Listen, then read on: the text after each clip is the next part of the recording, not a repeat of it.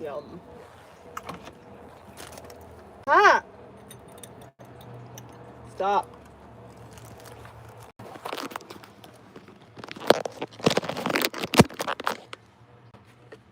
Dude, oh my god, if you make me spill my pie, I'm gonna be so mad. Come on, get off my stuff.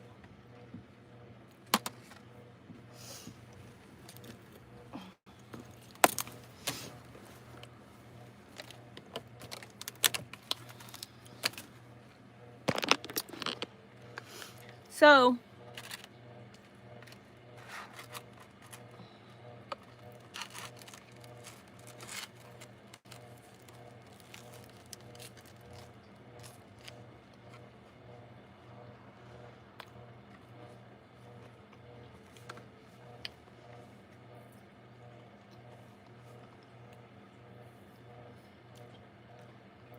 I found a little bit of cash in my purse.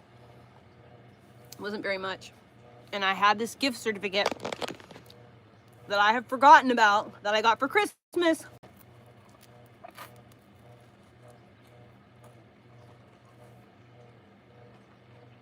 My client sent me this gift certificate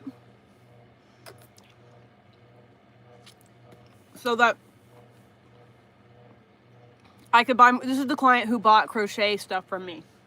She bought those backpacks and those like bolero tops. So anyway, I put gas in my car. I got myself a little something to eat. And look what I got. First of all, how ridiculous is this? So these are needle. I keep your project from falling off your needles. And these were like $3. How stinking cool is that? It's little, you know, I live in the Oregon wilderness. Sasquatch. Okay, that's the only cute thing I got. I got more of these things because I actually don't have enough of these plastic ones. And then, these were so inexpensive, which is crazy, but I got myself interchangeable circular knitting needles. And so this is put that on the end cap. So this is like, it's like a wire, and you have a little tool, and you can change it out for different needles. So I got what I thought was the same size. I don't remember what size these are.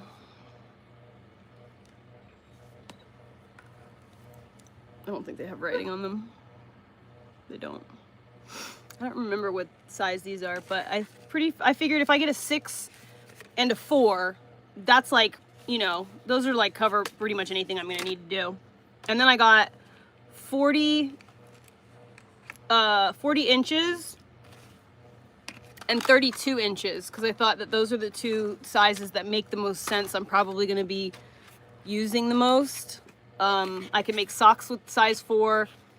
I can make everything else with a size 6. So anything bigger than that, I'm probably not going to be using circular knitting needles for. Anyway, so give me just a second. Let me go let my dog back inside, and then we will cast on. Hold on, buddy. I'm coming. You right?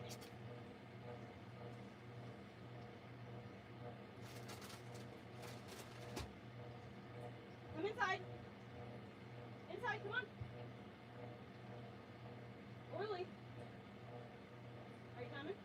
You're just crying. Do you want to come inside or not? Are you coming? Why are you standing out here crying? Come inside. You want a treat? You want a treat in your bed? Okay.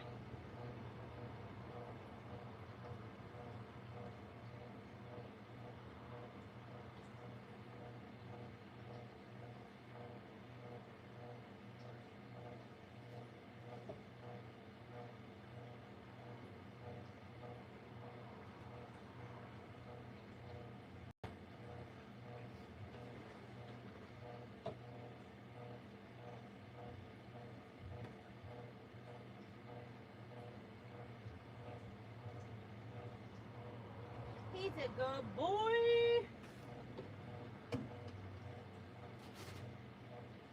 Yay, drink.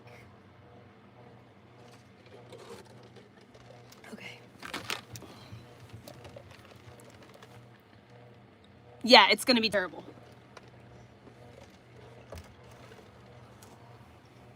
I have no internet service right now and I can't afford to connect it. I need $112 in order to connect it. I don't have that right now, so no internets at the house. Okay. It's pretty big, girl. We'll do the 32-inch ones for right now.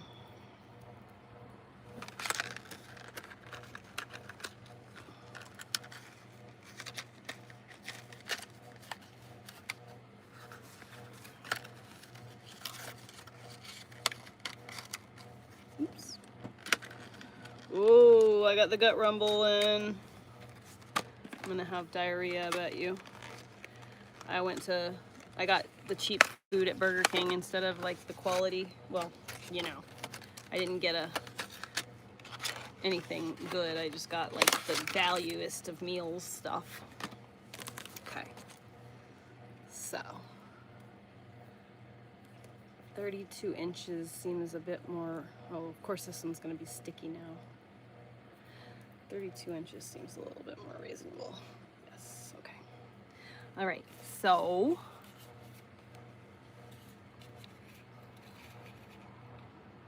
I think these needles might be 4. So the needles have open-ended backs and you screw it on here and then you use this little tool to tighten it and it doesn't fall off. And then you have this swivel action and this thing doesn't hold its stupid loopy shape because it's metal.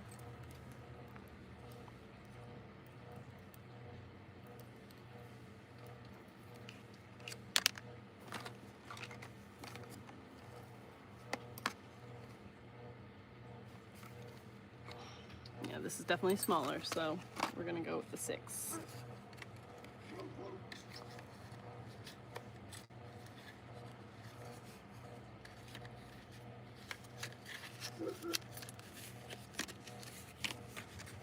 I hope it doesn't change it too much. I hope that I'm not the course knitting with 5s this whole time, and now I bought the wrong size.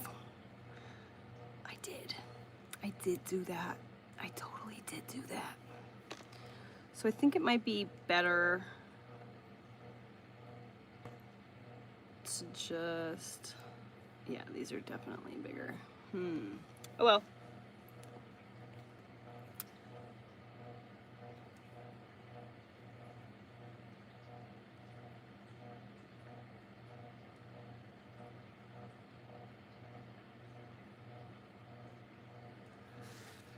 All right, always hold the needle from the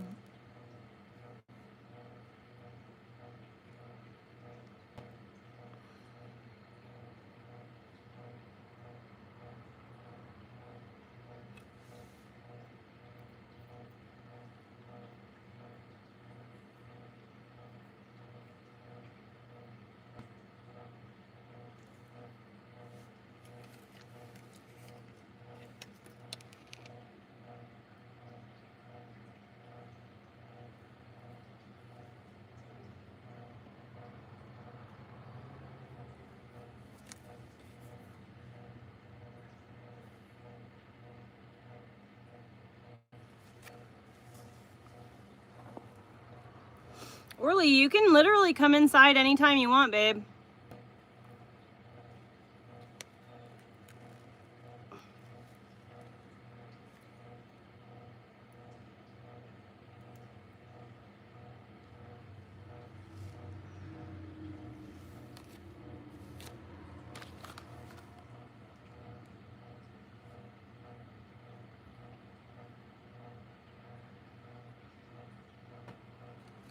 pretty cool. And the really cool part about this is that those other little hooks that I have go in these little holes. So when I'm not working on my project, I could literally just like put the thingy on them and close this up and not have to worry about my project falling off. I'm pretty stoked about these needles, dude. They are so pointy. It's like so satisfying.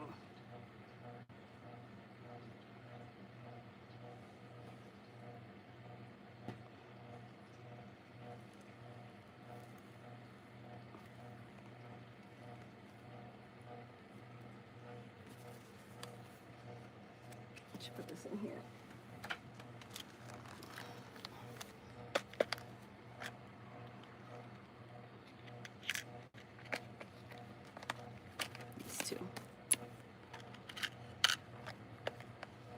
These two.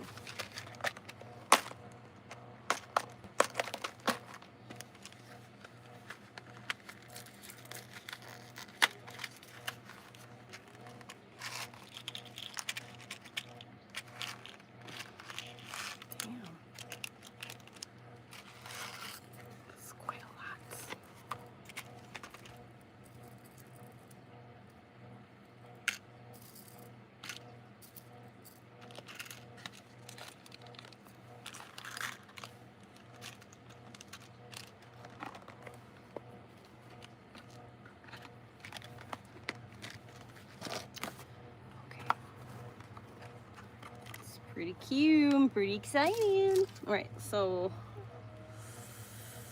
let's cast off this crap. Orly, come inside! And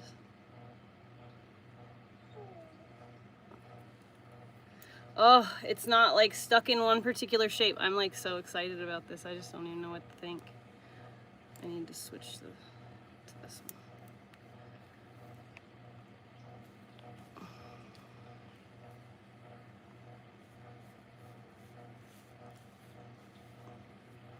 Let me go let Orly inside so he'll just stop that standing at the door crying shit, even though he could literally come inside anytime he wants.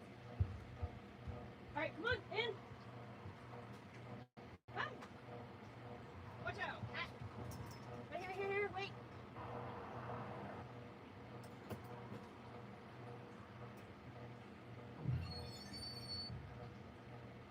Look, you got a bone right here. Yeah, you got a bone right there.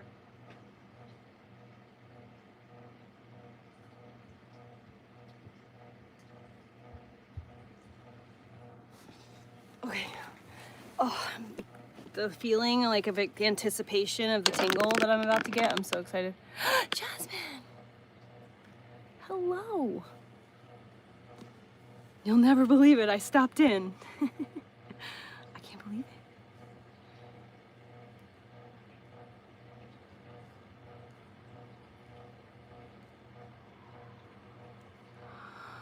Like butter.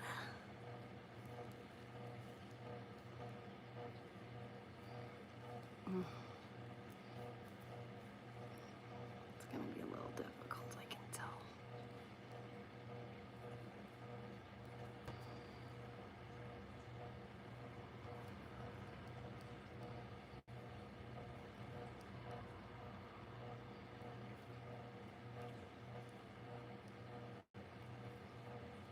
You're gonna totally be able to tell that I switched knitting needles halfway through.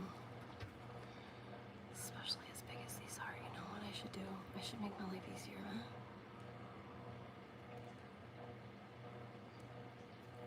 Hold on.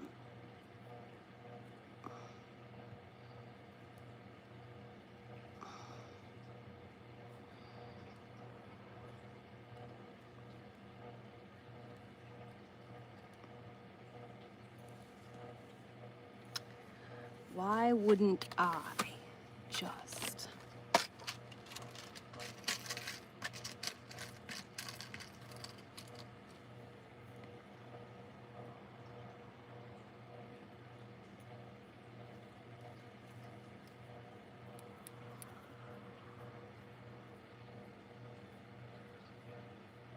Damn it. Jasmine, I wanted to show you my project I'm working on.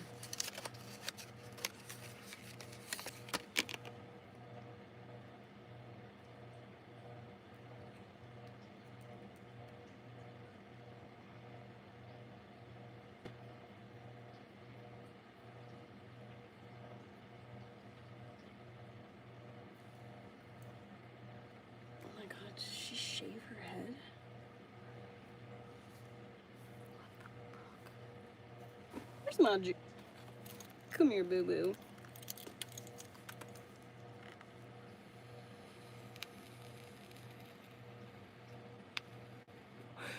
Delicious. Okay. Oh, oh. I'm dropping stitches.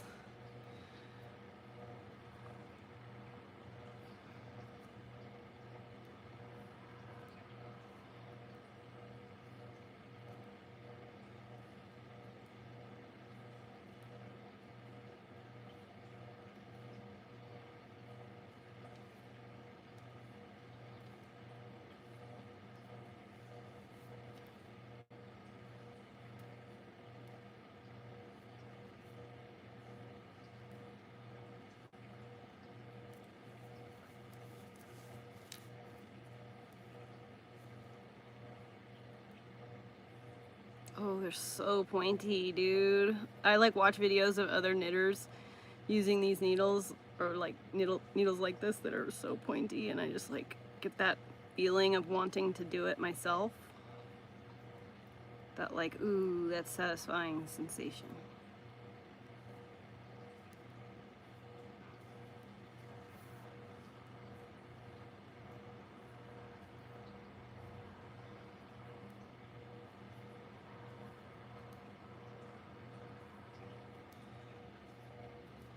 Dude, I cannot believe that these were so inexpensive compared to the ones that I saw online. I mean, it would be a lot of money if I was buying a whole kit, that being said, but I didn't even have to pay shipping.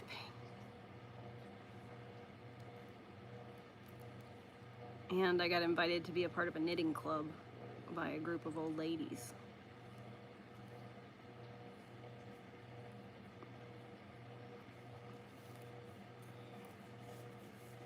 Pretty neat. Oh, I dropped freaking food all over myself. I needed to change my shirt. Forgot. I was trying to eat a hot apple pie in the car.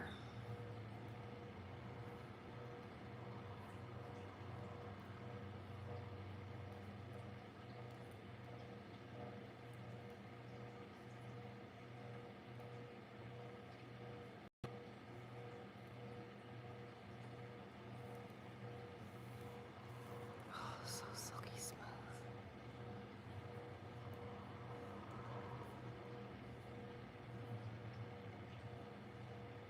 That's crazy. I didn't even think about it, that the needles I've already been using are basically aluminum, because I was trying to decide whether I wanted to get the interchangeable needles with the budget that I had, or if I wanted to get the Chiagu ones that were not interchangeable. They were just similar in style to the ones I already have, but I ultimately decided it was in my best interest to get the difference between the two was a huge price amount, and that's because the Chiagu are stainless steel and the Knit Pro, which is the brand that I purchased, are aluminum. And I didn't even think about it at all, but the needles that I've been using this whole time are aluminum. So I have a couple of stainless needles, but I don't really find that I use them very often. I haven't gotten advanced enough to use my double-ended needles that are for like sock making and shit like that.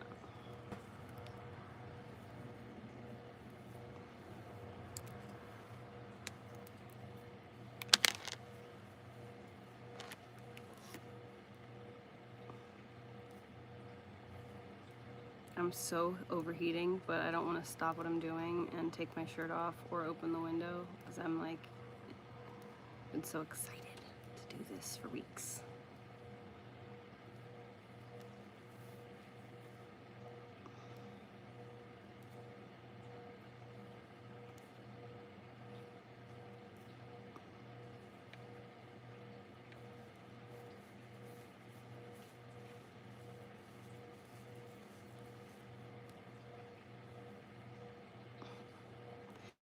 The AI is something else in the chat.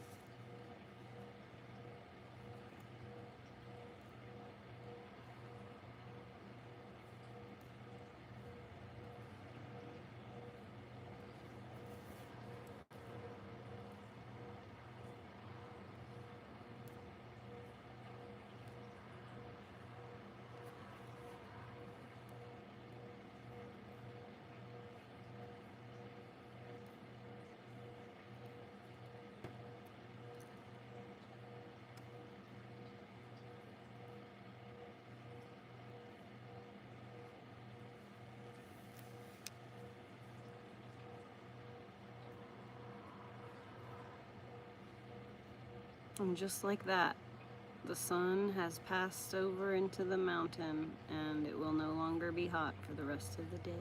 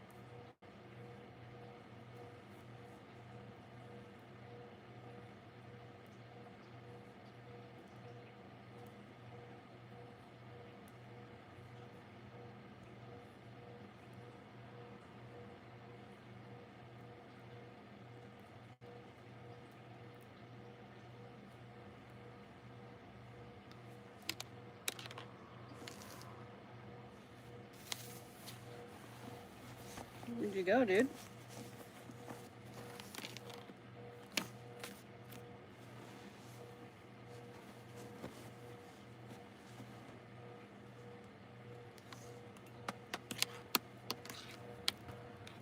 It just disappeared.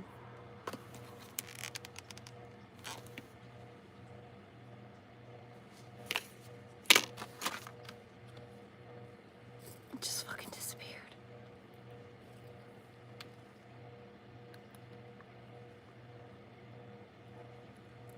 It's so weird.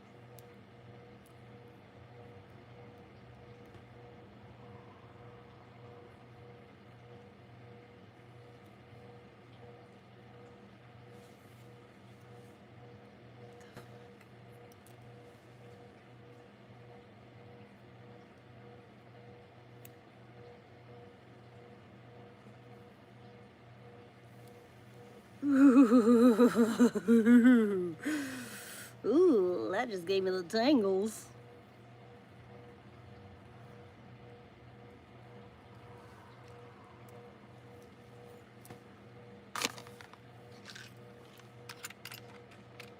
Yay, it fits.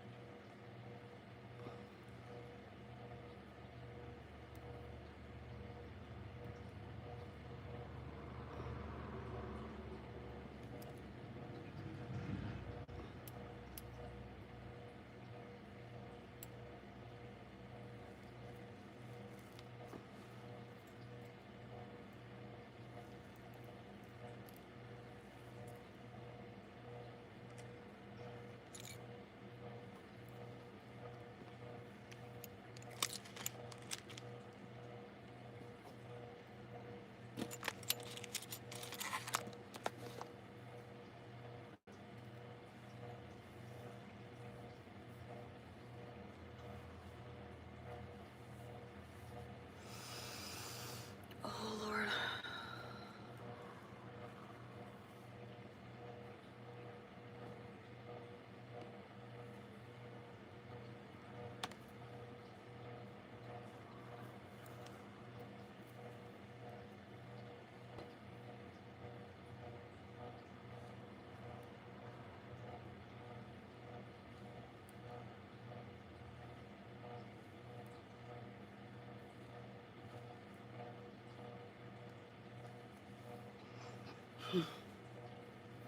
Dude, just give me chills.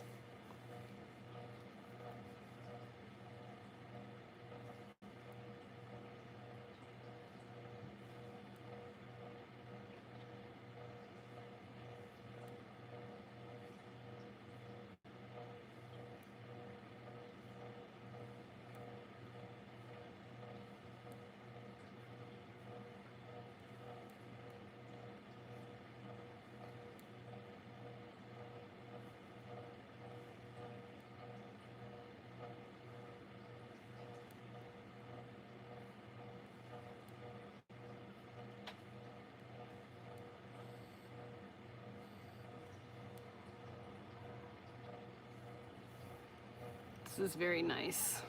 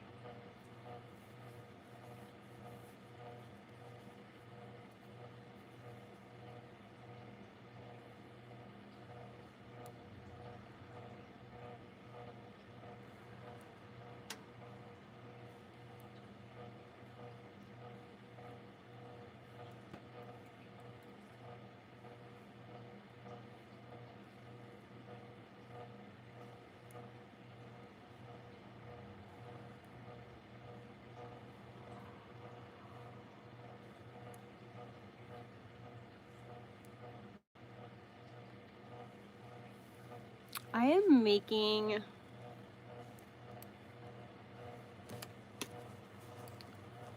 the sweater. Here's the armhole. So it's gonna be a sweater, a yoke with a yoke. So I'm kind of working on the body right now. Listen. It's a bit much.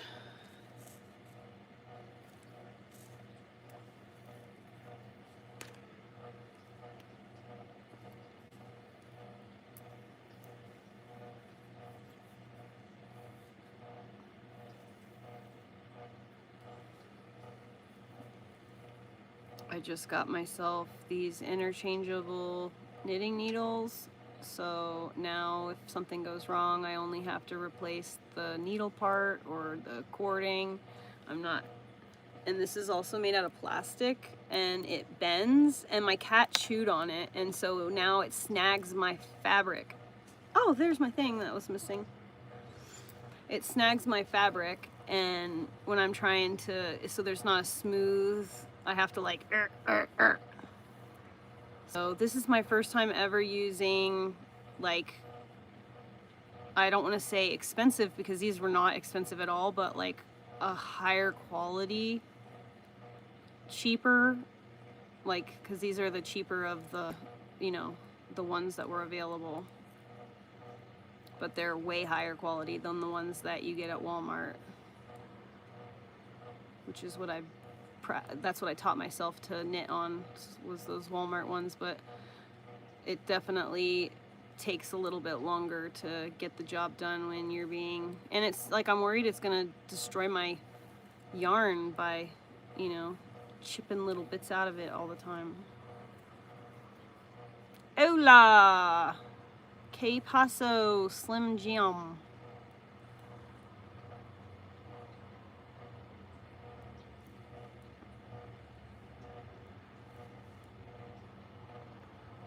I taught myself how to knit.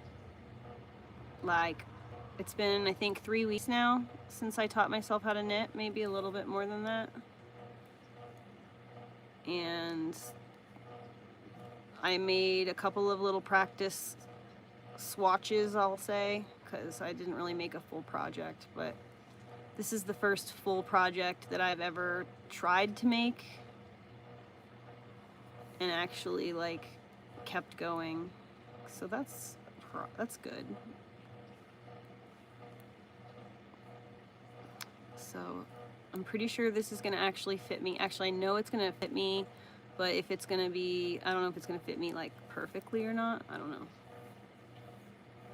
We shall see. But I'm loving these needles, dude. Holy moly. This is the shape that they always want to be in.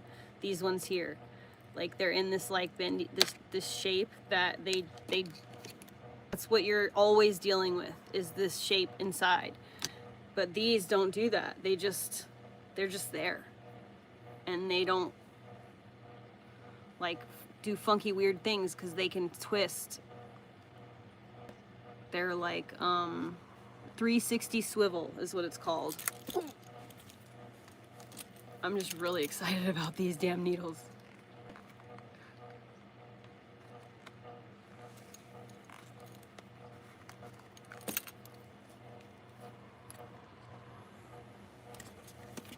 Really? It just died completely in that second? Okay, whatever.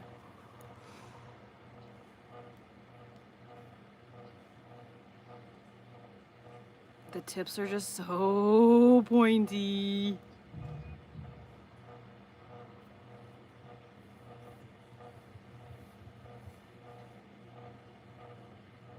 You good, girlfriend? You good?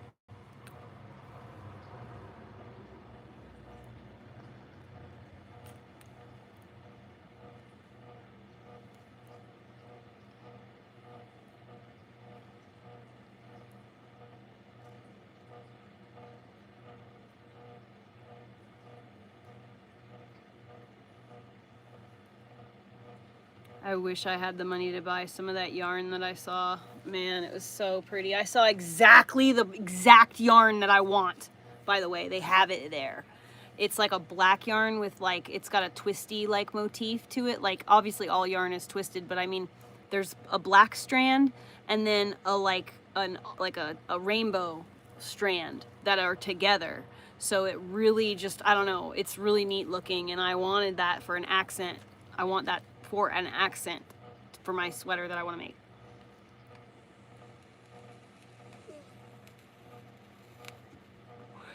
Nobody's eating anything, Orly. Just crocheting.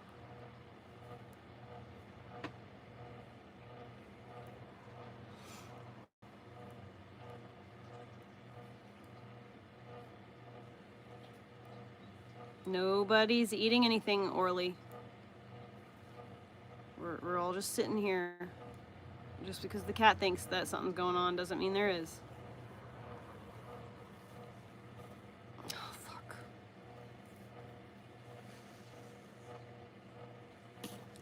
Might as well use them since they're here.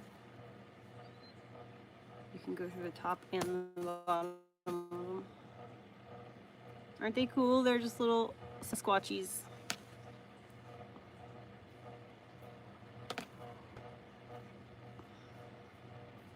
I have to go turn the light on.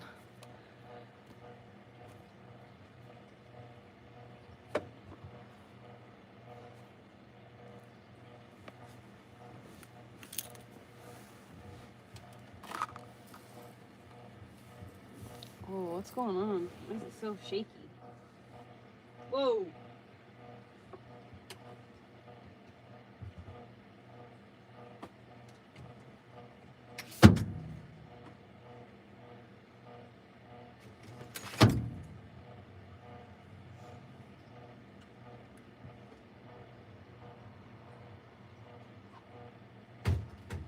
You have a bowl full of food right here, Orly. Orly's food is right there.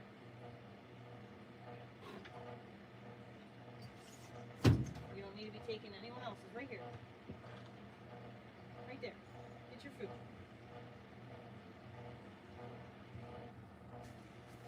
He's got a bowl full of food. Just trying to get food. Don't forget to show support by... Oh, I love you so much. Okay, so listen. We need just, if you're working on crochet and stuff like that, dude, let's talk. I've got patterns, dude. Remember all those patterns I bought last year? The vests, the t-shirts, and all that stuff? So I've got patterns for you. You don't need to buy, okay? So I got plenty. But look what I got today. So I got interchangeable needles. So I got a 32 inch and a 40 inch. and then I got the little guys, and then I got these are size 3 millimeter, I think, and then I got 5 millimeter or 6 millimeter as well. And yeah, so they were all very inexpensive, which is why I got it. And I didn't have to wait for it to come in the mail and pay for shipping and all that. But the cool thing is that the needles, literally, they come off. Like, you undo them, they come with a little thing to make it extra tight. And so you can swap out your needles, and because this is a metal, it doesn't do this, which is like stuck in this. This is the way it came from the packaging, and you can sometimes correct it with steam. I tried that, it didn't work. So this is what I'm always dealing with, fighting against. And because it doesn't rotate, these have swivel. So the cord, even if it was to get a little out of shape, it'll just like twist itself back. It's very nice. This is a change in the game. It's so satisfying, the sensation of the like pointiness touching when it scrapes its own body. Oh, the tingle, I tingle. Very excited about that. Oh good, they just got home. Man, I can't wait to get my internet back. Not having Wi-Fi sucks.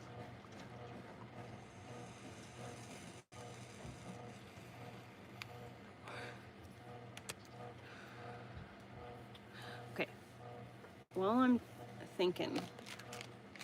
Oh, here, I'll show you these other needles I got. So here's the other needle. It's a size 6. And it comes with this little piece of squiggly metal that goes down in it. And look at this. So how cool is this part? So when maybe I don't want to work on this project, or I need to transport it, right? I can do the tips of the needles like that. That's more for just like setting it down and like walking away or whatever. But what you can do is you take the bulb shape stitch markers, and you open it up, and it literally will go through this hole that you put your tool in order to like tighten your needles or whatever. And then you can close it, and now, you know, you can take your needles off and use your needles on another project. Well, I didn't close it all the way, but you can attach this together, take the needles off, and now the project is safe on this to basically do whatever with. It's on there. Once it's on there, it's on there. I didn't close it all the way because I don't feel like taking it off all the way.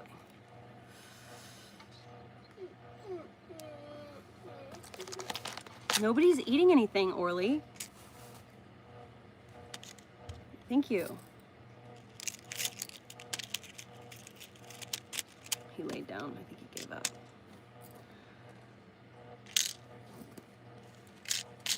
Okay. There, that'll close a little bit better now.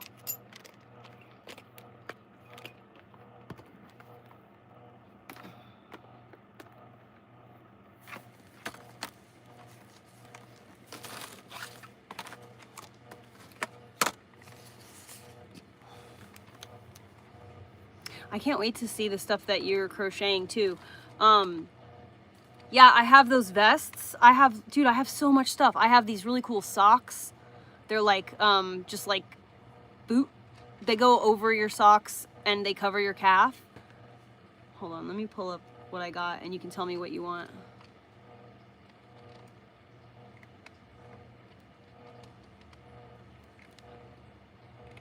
Open files. It opened right to pattern. Yeah, like leg warmer thingy. I'll show you. So this is what I've got.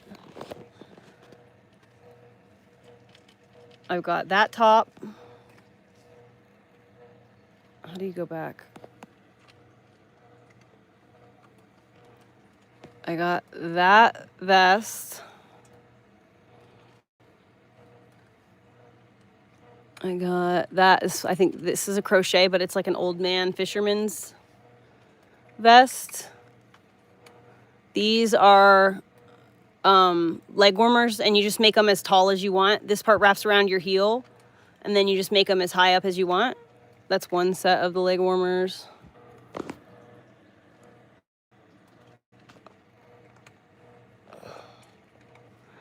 Then there's this skirt.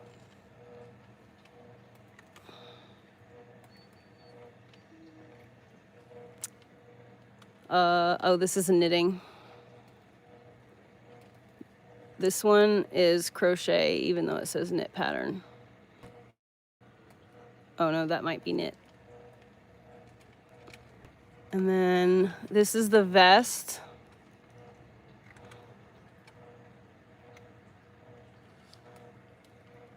Hello.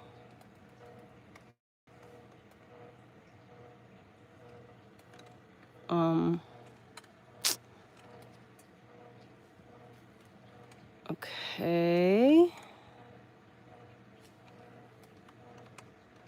Open files. Okay. There's that vest. And you can do the front different, or you can wrap it around. That's personal choice. Then there's, I think this might be knit. Yeah, this is knitting, I think. Yeah, this is knitting, never mind. That is crochet. That's the like Outlander shawl. Socks, vanilla. Oh my God, I have the vanilla sock recipe. I have a vanilla sock recipe. Also, this top.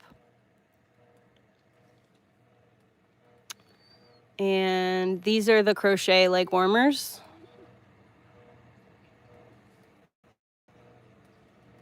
And then that's that same vest. This is that skirt that I never end up finishing. I've started to make it like multiple times, but I've never finished it. And yeah, I think that's it. That's all of them. So let me know. Send me a text message which ones you want me to text you, and I'll text you whichever ones you want.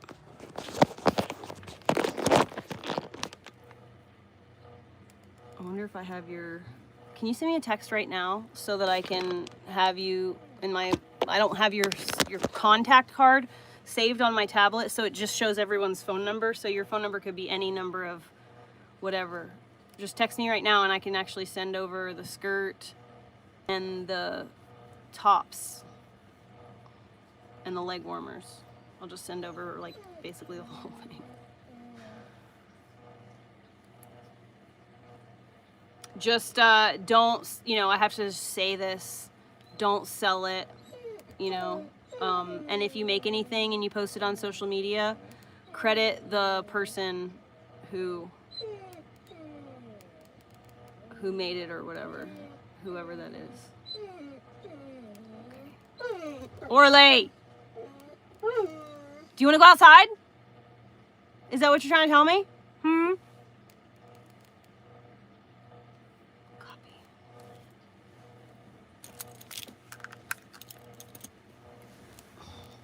Oh, look at that. Oh. No. Okay. Outside. Go.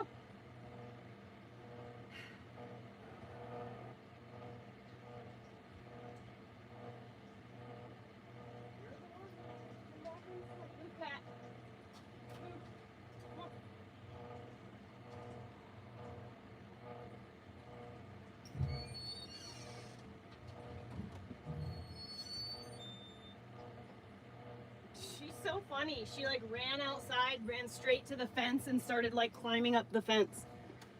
What the fuck? Why is that on the floor? That means something fell out of my purse and I didn't notice. All right. Select that, that, that, that, that, that, that, that.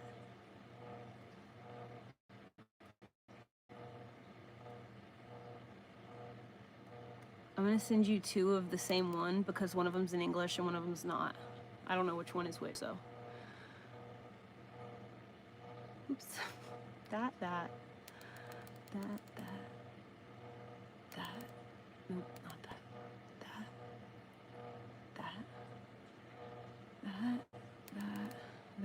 And that. Now we do that. And we do that. And then we do that, and that. Boom. Done.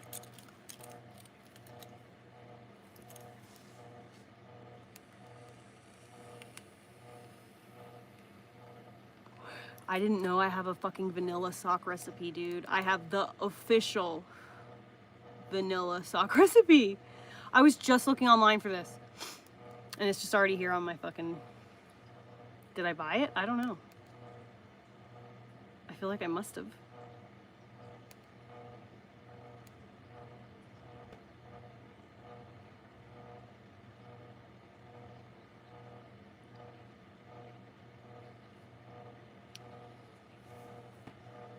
Don't start another project, Heather. I have a bunch of this yarn, though. How long do you think it would take to make one? Okay. This pattern is quite detailed. Please look through the pattern first. Okay, cast on 56 stitches, cuff down.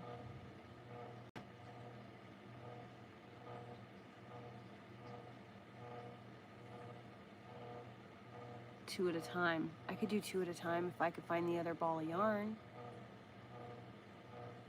I'm just not sure what I did with it. It's probably like fallen somewhere. There's no telling.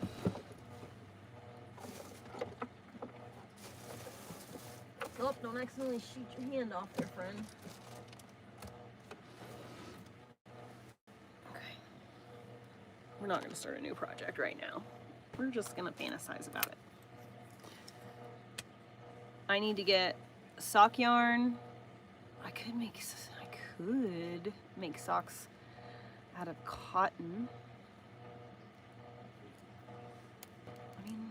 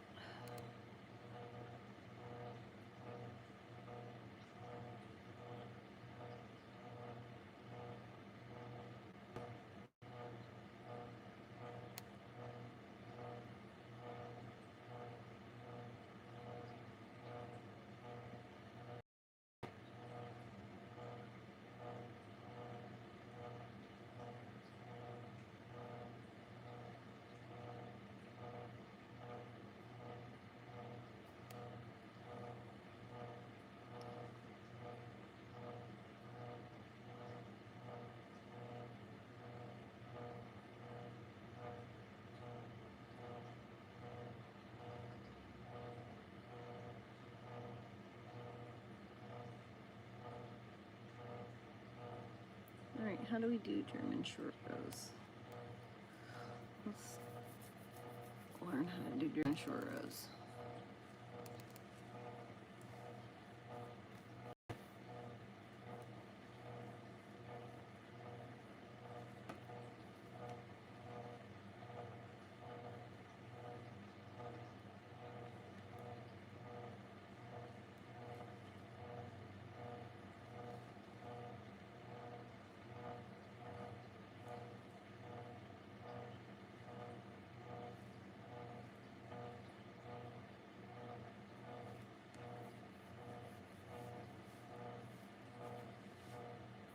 Is this working? Is the internet functioning properly?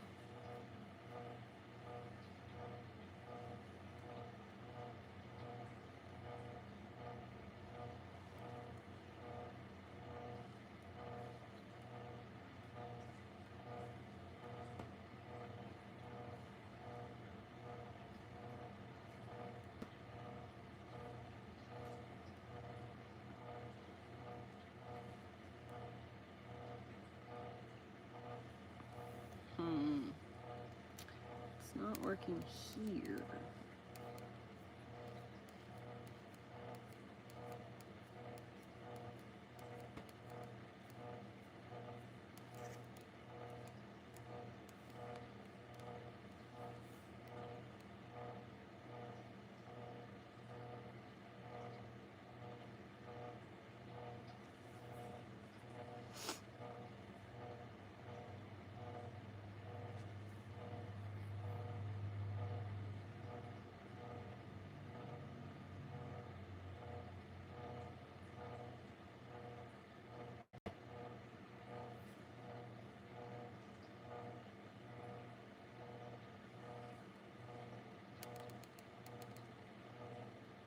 German short row.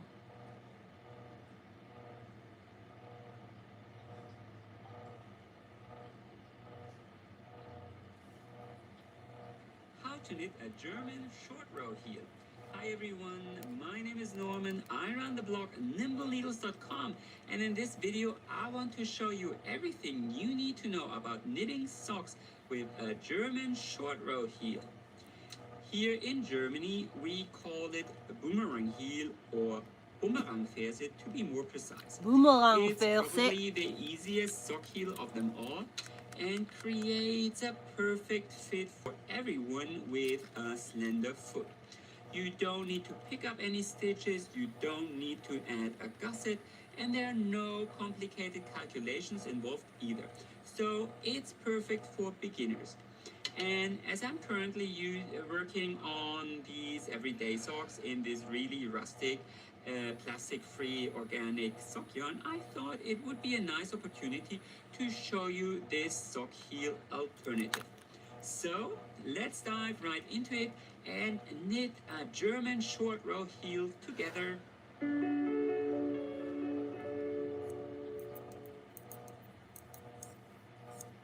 I assume you're currently at the position where you want to start knitting your heel. If you want to know how to knit socks in general, I'll put a link to my full sock tutorial up in here and in the description below. You will also find the link to the written instructions for the German short row heel in the description, so maybe open that in a different browser tab or print it out. It's the first link below. Now back to the instructions. Like so many other heels, you knit the German short row heel across half of your stitches. I cast on 50 stitches total, so I'll knit my heel across 25 stitches. I'm using a contrasting yarn, but you can obviously knit using the same yarn as well. And now in the first row, you have to divide your stitches, in my case 25, into 3 equal parts. So this means 1, 2, 3, 4, 5, 6, 7, 8. I knit 8 stitches. Then I place a stitch marker, and then I knit 9 stitches, and I transfer my stitches to 1 needle. You're going to knit the heel flat, so you might as well just knit with 1 needle. So I knit 9 stitches. 9 stitches, place another stitch marker, and then I finish that row. Let me get there quickly. So now I have 8 stitches here on both sides and 9 in the middle, and it doesn't matter how many stitches your heel is wide, just divide it by 3. And if your number isn't divisible by 3, then the middle portion gets 1 or more, 2 stitches more.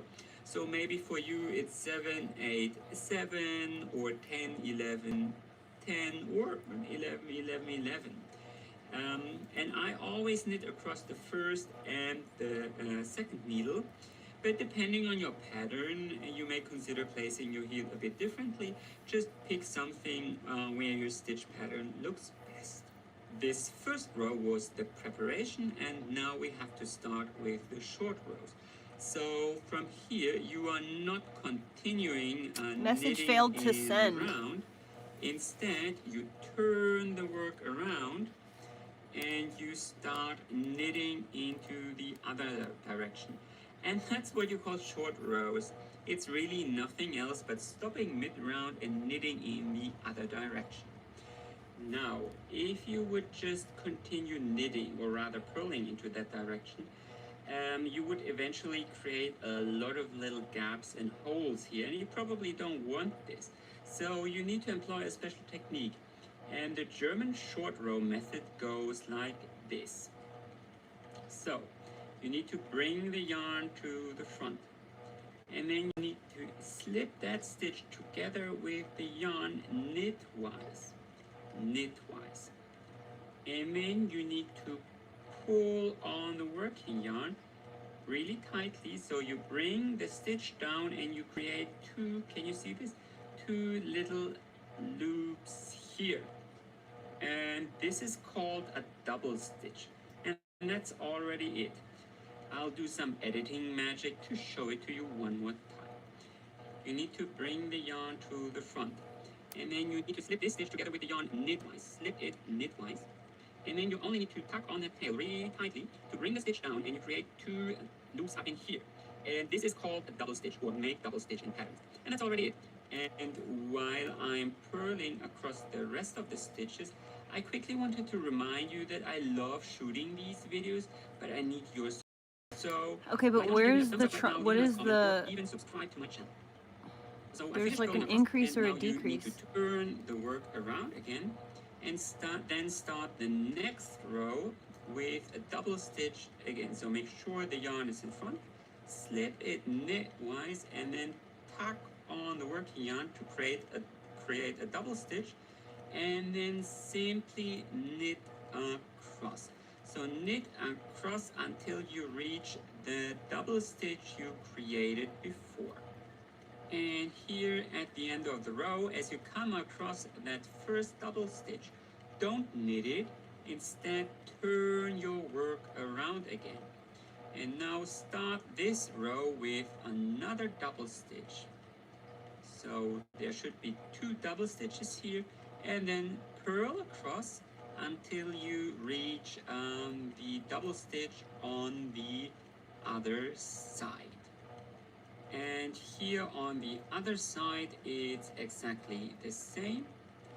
Don't knit, or rather purl the double stitch. Instead, turn around and start the next round with another double stitch, and then knit across. And now you're probably wondering why we need the stitch markers. And basically what you have to do is you need to continue repeating these two rows over and over again until you used up all stitches before and after the stitch marker, and there are double stitches all the way on both sides. And I guess I'll see you there. So I used up all stitches. Okay, that's how you make that. Okay, that's incredibly fucking cool. I gosh, I love people who are invented this shit.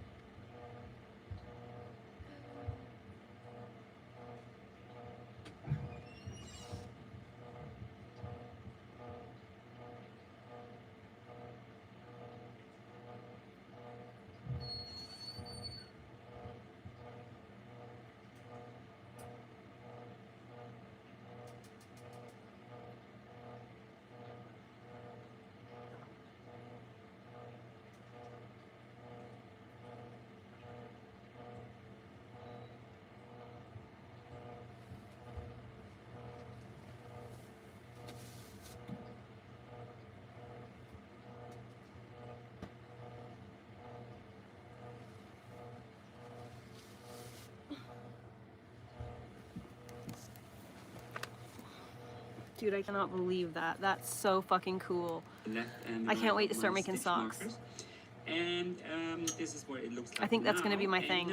I think sock making might turn into my thing. Rounds of knit stitches. So until now we just knit across these two needles, but now you need to add 2 rounds of knit stitches. And I accidentally dropped the stitch here. So knit across, and as you come across the double stitches, pull rounds of knit just this all the way on both sides, and I guess I'll see you there. So I used up all stitches, and there's just double stitches to the left and the right of my stitch markers. And this is what it looks like now. And now you need to knit across 2 full rounds of knit stitches. So until now we just knit across these 2 needles, but now you need to add 2 rounds of knit stitches. And accidentally dropped a stitch here. So knit across, and as you come across the double stitches, let me get there quickly. As you come across the double stitches, you need to knit them together through the back loop. Knit them together through the back loop. See, I knit them together through the back loop. Oops. Through the back loop, and knit. Don't knit too loose, or you risk creating gaps here. So keep a nice tension and knit them together through the back loop, and do the same on the other side. And like as I said, knit across 2 full rounds here. So I finished knitting those 2 rounds, and now we need to start with the second part of our German short row heel. Here are the 2 stitch markers, and before, short rows on the edge, and we worked our way from the edge to the inside. And now we need to do it the other way around. So we start here and increase the short rows by 1 stitch every row until we hit the edge. Let's knit that together. So first you need to knit across until you reach the second stitch marker, the one here on the left. And you can drop it, we won't need it anymore. And then you need to knit 1 more stitch. And then turn your work around and start the second row with a double stitch the way you did before. So start with a double stitch and then purl across until you reach the remaining stitch marker. And again, you can drop the stitch marker, we don't need it anymore. And then purl 1 more stitch. And again, turn your work around and start the third row with another double stitch. So start with a double stitch and then knit across to the double stitch.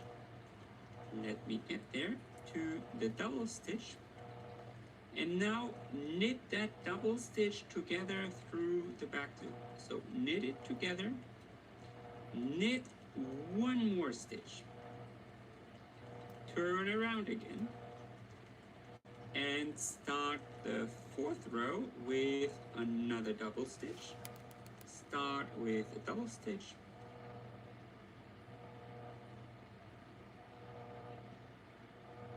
need to knit across 2 full rounds of knit stitches. So until now we just knit across these 2 needles, but now you need to add 2 rounds of knit stitches. And accidentally dropped the stitch here. So knit across, and as you come across the double stitches, let me get there quickly. As you come across the double stitches, you need to knit them together through the back loop. Knit them to. That's crazy. This is neat. Have you been knitting German short rows from all these years? Hi everyone, Norman here. Only yesterday I wanted to record a quick little tutorial for my second YouTube channel where I wanted to show you how to knit German short rows the traditional way. After all, I'm German, and I learned these stitches when I was 10, and I've been knitting them for the past 3 decades or so. Nothing special for me. But then I had a very close look at my swatches, and I noticed that the stitches I produced on the purl side appeared to be twisted.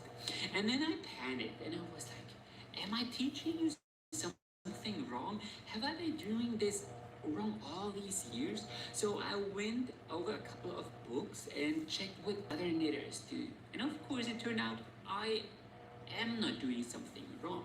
Still, what's up with those twisted stitches? And have we, as a knitting community, been knitting German short rows wrong all of these years? Let's head over to my desk and show you how to knit German short rows the traditional way, and then let's look at a couple of interesting swatches and show you an alternative.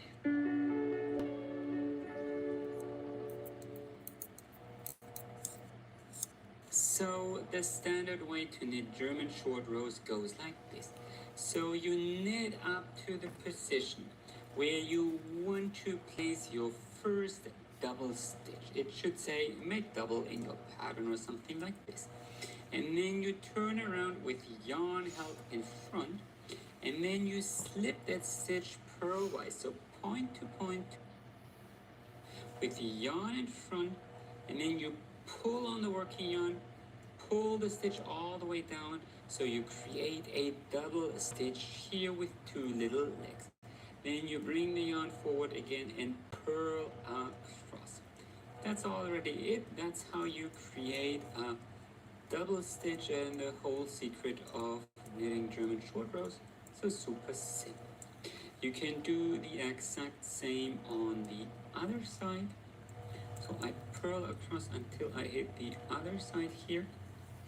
And then again, to create a double stitch, you turn your work around with yarn in front, and then you slip that stitch point to point, so purlwise, and then you pull on the working yarn to create a nice and neat little double stitch here. So, and from there you knit across, you knit. Hi, pals. Okay, this is gonna be, I think this is episode 7 of the Knitting Podcast, and I'm just gonna do it like a chatty little get to know you episode because I personally, after I've been watching someone's YouTube channel for a little bit, and I do have like a bunch of knitters that I follow on YouTube and that I like regularly keep up with, I really love like any insight into their life, like their personal life. I just think it's so fun.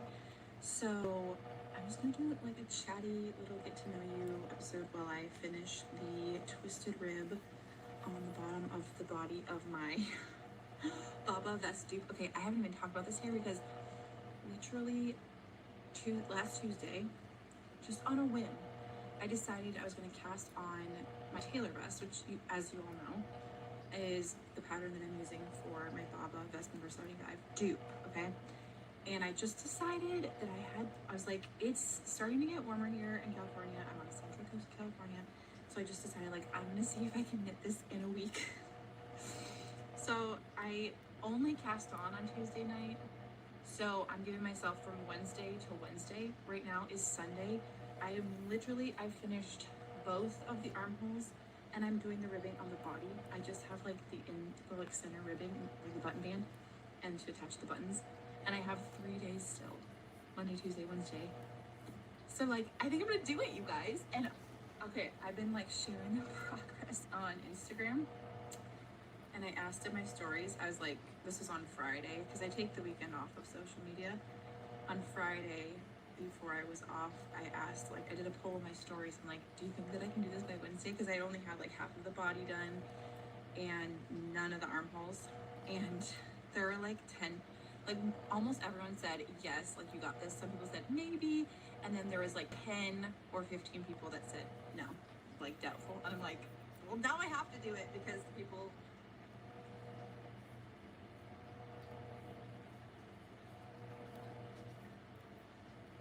oh wow, this hairstyle is really giving. I have prom tonight, but I need to get this video recorded for you guys.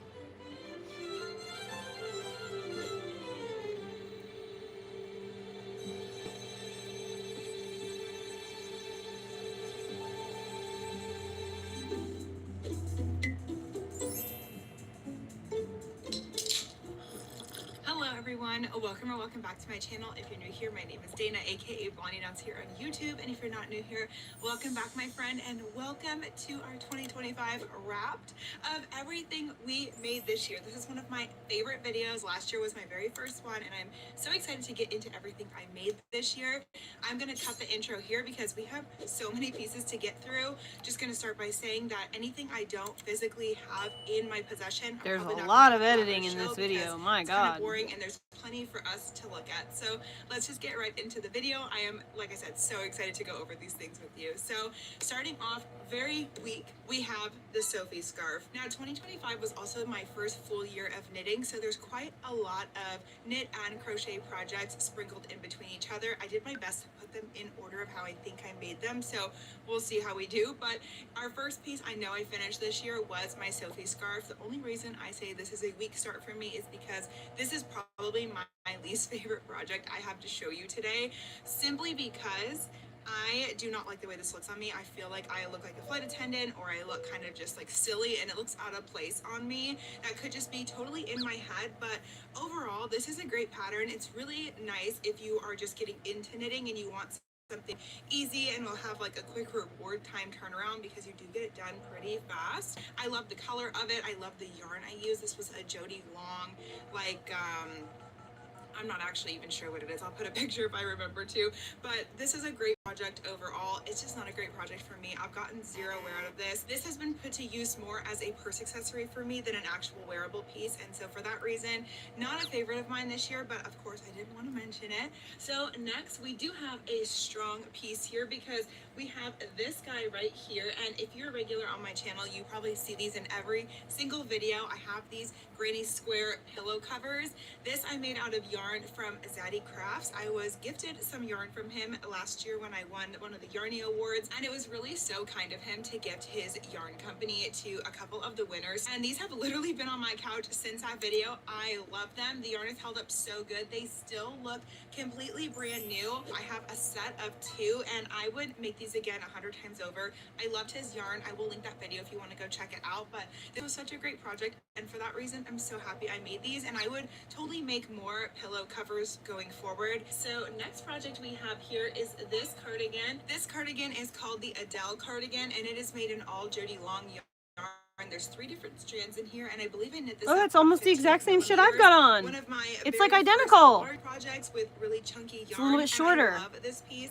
I do wish the front pieces were a little bit longer, or wider I should say, because I do have a problem with it like slipping off my shoulder. I think I knit it in a size too big, so it does slip and fall a lot. So I either need to add like a nice little cute button in the front to keep the front closed, or just go ahead and add a little more of a border to it, which wouldn't be too hard. I do have extra yarn, so I could do that. But this was a really fun piece, and I knit this around February, so I had fun working with some red and pink yarn mixed in together. It felt very on brand for the Valentine's Day season, which segues us into our next piece, which is going to be the Snoopy sweater that I freehanded. I freaking love this sweater. It came out so cute. It was so much fun.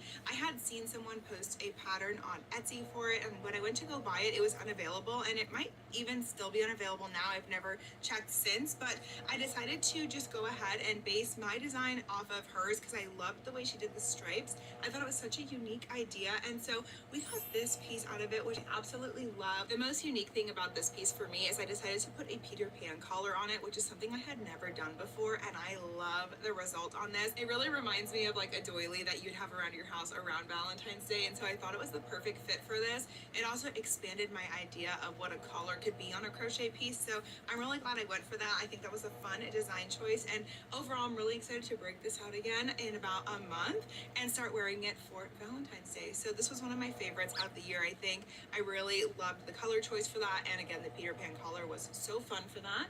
So next we have another pillow cover, if I can grab it.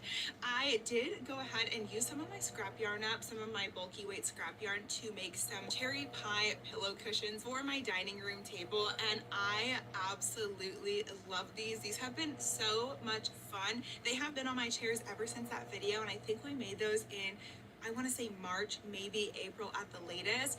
I did go ahead and use a 5 and below pillow for the inside, so they're really cushiony, no stuffing is popping through, and they've held up so well. We obviously sit on these every night for dinner, and we never have any issues with them tearing, snagging, or anything like that. So the durability of these have been really, really great. And this one is going right back on my dining room chair after this video. I also did add some little like ties to the side to just kind of tie them right on to the chair, and this has been such a fun little whimsical touch in my dining nook. The only thing I wish I did differently is I do actually wish I made them a different fruit filling besides cherry, just because red is pretty bright and loud in my particular dining room and kitchen. I don't really have a lot of red, so I would like to remake these with maybe like a lemon pie, or maybe even blueberry would be nicer in my kitchen. So yeah, I will probably end up making another set, but just for the fact that I want, you know, the ability to change color. So these were so much fun and used up so much of my scrap yarn, which was really awesome. I tried a lot this year to focus on getting rid of scrap yarns, and that was definitely a project I was able to conquer a lot of that scrap yarn with, as actually was the Snoopy one. I don't believe I bought any new yarn for that Snoopy sweater, so that was really awesome too. All right, moving on. I'm gonna have to rotate a little bit so I can get what's behind me here. But my next make of 2025 was my very first full knit sweater. This is on, I think, like 6mm knitting needles, so it did take me a little while as like a newer knitter, but it's certainly not a project that is going to take you a whole lot of time to knit, which I really enjoyed. This is in Noro's oh my gosh, I think it's the Ritu line, I believe, and this is a number 4 weight yarn, so it is a little bit bulkier, but when you knit it up, it just knits up so nice, so gorgeous. I actually wear this all the freaking time. I love wearing this sweater, and it's not perfect, being it is my first, you know, knit raglan, but it's good enough, and no one can ever tell when I'm wearing it that something is maybe not exactly how I'd want it to be.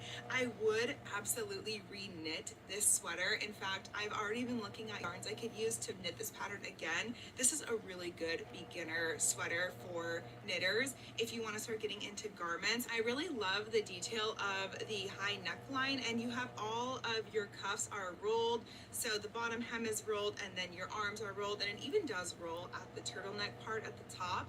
My only problem with this sweater is I did cast off my neckline a little bit too tight, so every now and then I have a little bit of an issue getting it over my head, but as I've had this longer, it has had a little bit of an opportunity to stretch out just a tad, so it's a little easier now than when I first finished it. Anyway, this is such a gorgeous colorway by Noro. I absolutely love it. I love the way the color change worked up, and I think it's just so fun and very, very unique. So I do absolutely love this piece, and probably one of my most worn sweaters I have.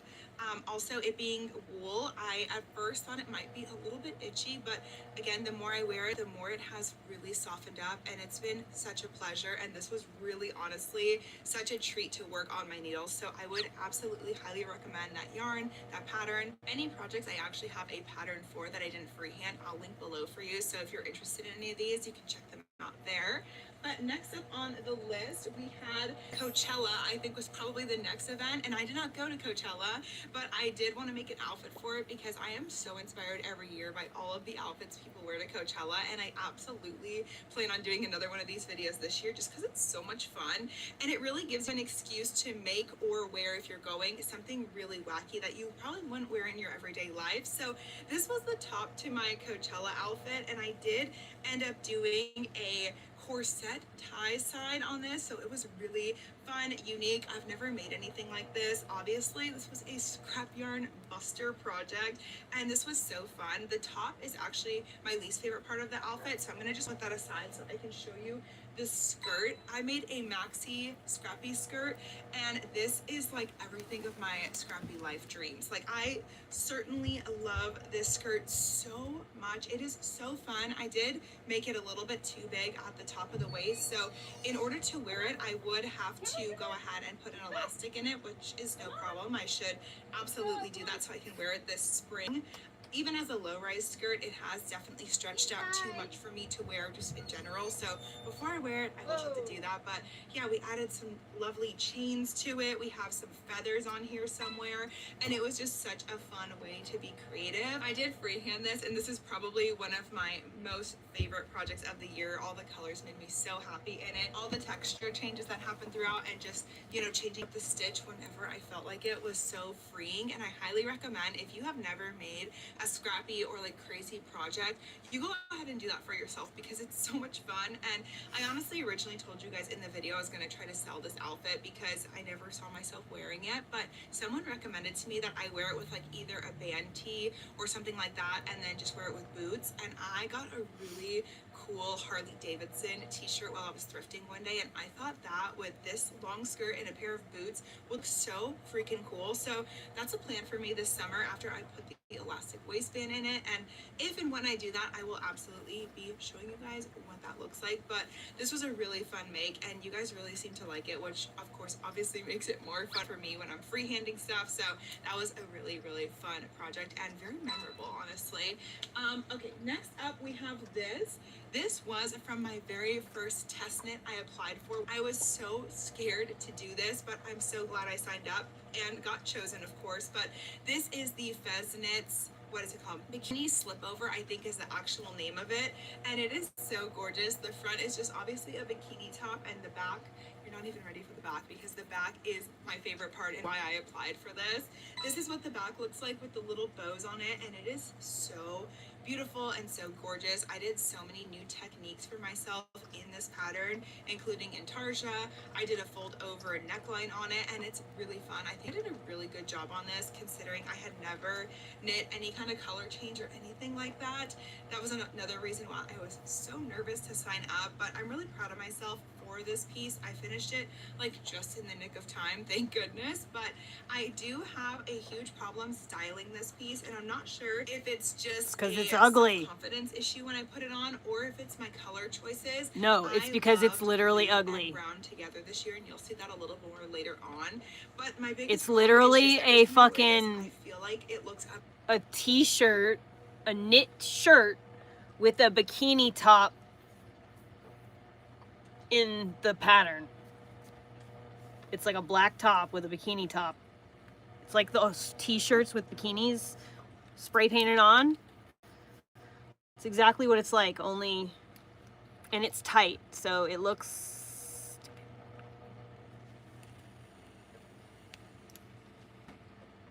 U.S. Geological Survey picks up earthquake in Israel, in the Negev Desert area where Nevatim Air Base is located, just north of Dimona Nuclear Facility. Is it an earthquake?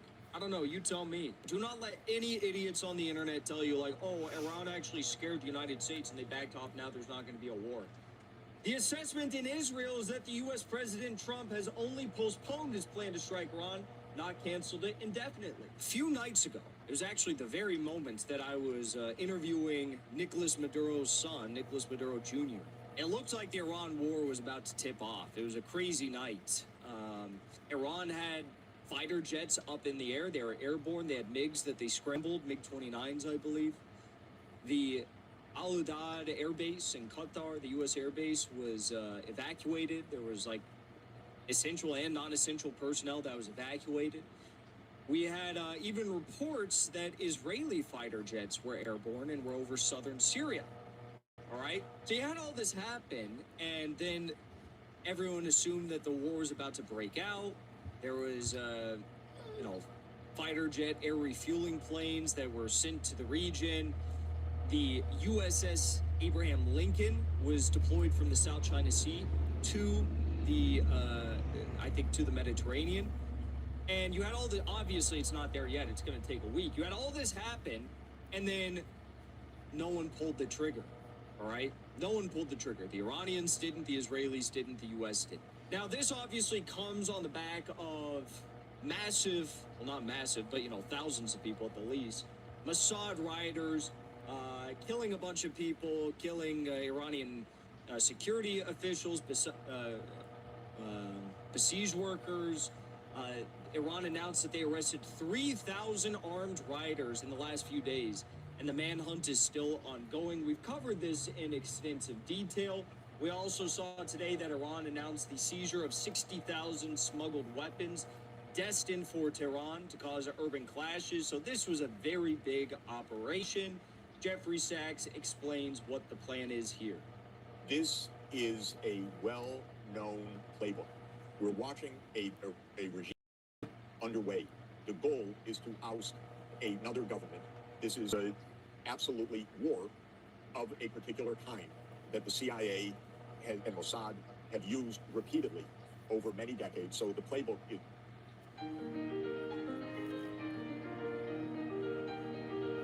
Have you ever found the perfect knitting or crocheting pattern, especially larger ones like a blanket or a sweater, only to go buy that yarn and just had such a sticker shock? I love crafting, but sometimes the cost of yarn can really cause my wallet to shrivel in shock.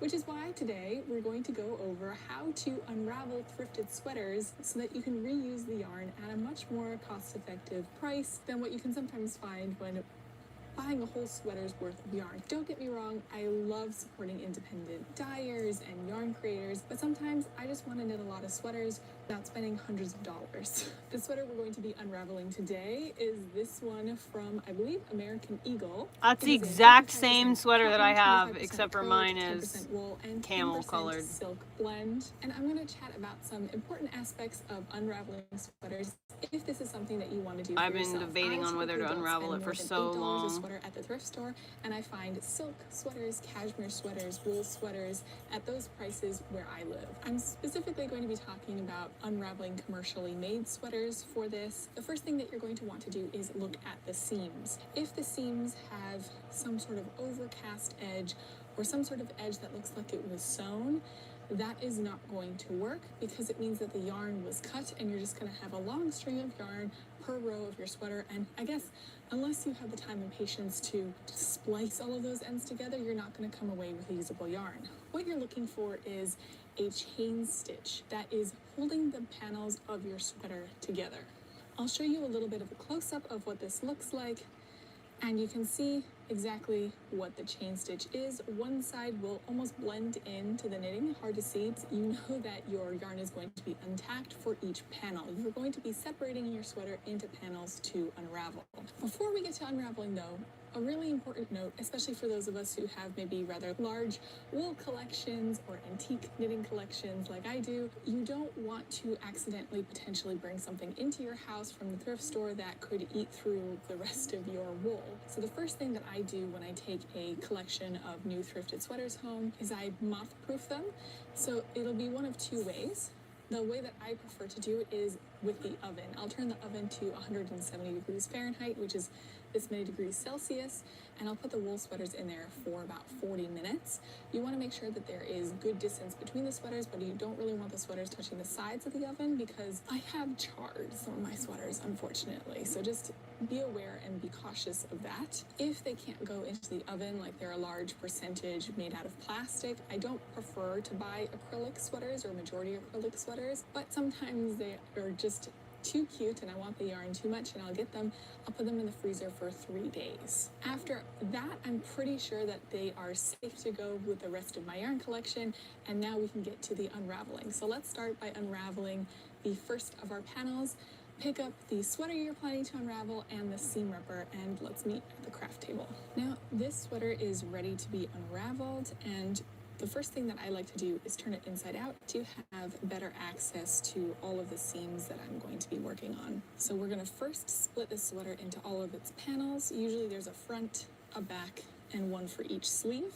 This is a raglan style sweater, so you have a slightly different seam around the armhole, but what I find in many sweaters that I've unwound commercially is that the first seam that's easiest to do is the one that's under the arm because it runs continuously under the arm and down the side of the sweater. So what you're going to want to do is first find that chain stitch seam, and you'll find that the chain stitch seam, the chains themselves kind of look like they are running in a a particular direction. There's a particular orientation, the bottom of the V and the top where it's pierced by the previous chain stitch. There's an easy way to unravel chain stitch and a hard way. And the easiest way is this orientation being up, and you're going to follow this orientation all the way to the other end, which will be here at this part of the sleeve.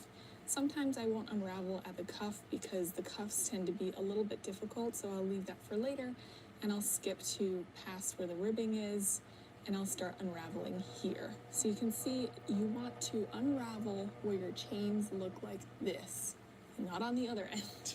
That becomes difficult. So how I like to do it is I like to put my seam ripper right underneath that top chain that I want to start unraveling at and just rip through it. You want to be careful to not catch any of the yarn underneath because we want that to stay intact, but we do want to rip through at least the first stitch of the chain. Then you'll have kind of a loop sticking up, and I won't go into that loop, but the one that it's sticking through, and I'll kind of pull on that to release the loop before it. And now we have a loose end. Mine gave me some trouble, so I'm going to go back down below here and loosen that again until I get kind of like a loose end that I can pull on freely. And as you pull on that, you should just see your chain stitches unraveling. At a few points down the line, I like to separate my panels, and at this point you can even kind of pull on the bridge in between. It comes apart quite easily at this point. You can kind of see we're just unraveling a chain stitch. Sometimes it can get a little dicey here at the bottom of the arm because you have two of these chain stitches crossing each other, but oh, that wasn't so bad. Even that one came apart under the arm. Sometimes that doesn't happen, but it was easy on this sweater. And we keep going all the way down, sometimes pulling like this because you can get some felting in here that can kind of glue the panels together a little bit stronger. And sometimes you'll have some issues once you get to the tags because these are sewn on. So I'll just carefully go through and remove with the seam ripper all the stitches on that tag. I personally like to save the tag, and with a little safety pin, I will attach it to my unraveled sweater so that I can remember where I got the sweater from, and most importantly, the contents of the yarn. Like, what is the yarn made up of? Because I like to know. And the more of these stitches that you can undo when you're taking the tag off, the better, because you don't really want those threads to hang around because those will continue to hinder your unraveling process. Just gonna try to pick out some of those threads. And we're past the point of the tag, coming right down here. And then, like I said, sometimes when it gets to the ribbing, there seems to be sometimes a different sort of yarn used or an additional bit of thread, so it can be a little bit difficult, but I find that the sleeve cuffs are the toughest for me. I have a long-term project I'm working on where I save these bits of yarn for, so I put it in that container. You're free to do with it what you want. A lot of times yarn companies will use the exact same yarn to sew up a sweater that they use to knit it, so you can also attach it to your unraveling, but it's usually such a small piece that I don't take the effort to do that. So you're just going to continue doing that with all of the seams that you find, and I'll show you any tricky ones that I come across, but I will probably just meet you again when we have all of these panels separated. My sweater is now successfully separated into all of its parts. Here we have one sleeve. Oh, I still have to do the cuff on this one. Okay, good thing to note. We have the other sleeve here and a front panel and a back panel. So the next step in our unraveling is to actually unravel each panel. The big thing is that we want to find out which end was the cast on end. It is a little bit easier with this sweater because it's already, where it was attached to the collar, it wasn't fully cast off. It looks like they used live stitches, so it's already starting to unravel here. And if it's not like this is the first time I've seen this actually, so mostly what I'm looking for, there'll usually be like a little bit of a tail somewhere here of what they use to kind of secure that end here. So that is mostly what you're looking for. In this, I'm not going to need to, but I find it easiest when I do have a sweater like that is just to cut that off because it can be a little bit difficult to unpick, and I would rather waste, quote unquote, waste that yarn, although I have other uses for it, so I don't feel so bad. You'll find out about those uses in a future video, I promise. So maybe you can use it for a similar thing, but I find it easier to cut off very closely to that and then unravel from there. So you want to just use that as your starting point. So let's start with maybe, kind of looks like the back. Okay, so we'll start with the back. And before I start unraveling, I usually try to get just one nice long continuous bit of yarn coming from my panel before I put it on my equipment, whether that be a ball winder or a Swift, just so that, you know, the fiddly process of starting it is out of the way. I usually find that the start tends to be a bit fiddly. How I like to do it is I like to pull apart a little bit on the stitches, and then I'll pull up. You'll see, like, this is the same thing that happens when I cut away that cast off edge. I get these little fuzzies, so I just try to clear that a little bit because I want a nice smooth start. I have an unraveling machine, which I'm just going to show you in a second, and that means that just having a nice How does smooth this keep start is happening? important to get that working well. Okay, so the next quote-unquote complication with this sweater, and I have it in about half of the sweaters that I find that are commercially knit, is that this was knit with 2 yarns at the same time. So you can see them here, and you might question, like, well, why can't you just unravel them as if they were one? And they're knit into each other. So if I pull on this left one to unravel, you can see that we're getting stuck here. And the reason we're getting stuck is because How does this happen? It just like literally just second disappears. This is the second and time this has then happened. even if I were to continue pulling on the second one, I'm going to get stuck and caught on this first one again. So it has to be an alternating, you know, you unravel this one and then you unravel that one. And then you unravel this one and then you unravel that one. This is part of the precise reason why I built my unraveling machine, which I'm going to show you right now because it makes this bit so much easier, and if it isn't like this, it makes the process totally hands-free. So what you see here is my unraveling machine, and it is maybe not the most robust piece of equipment, and I actually have more parts coming tomorrow to improve that setup a little bit, to make it a little less tied together with twine. And if you want to see more about this unraveling machine, make sure that you're subscribed, because the next video that'll come out likely will be about how I came up with the design for this and how I built and put together this skein winder, or unraveler as I like to call it. So let's set up the panels and I'll show you exactly how I use it, especially on these tricky ones where it's 2 yarns knit together as one. Okay, so the first thing that I usually need to do is I need something to hold the panel as it's being unraveled. So I like to use one of these pants hangers that have the clips on either end, and I clip it onto ribbing end on either side, and then I hang it up on something.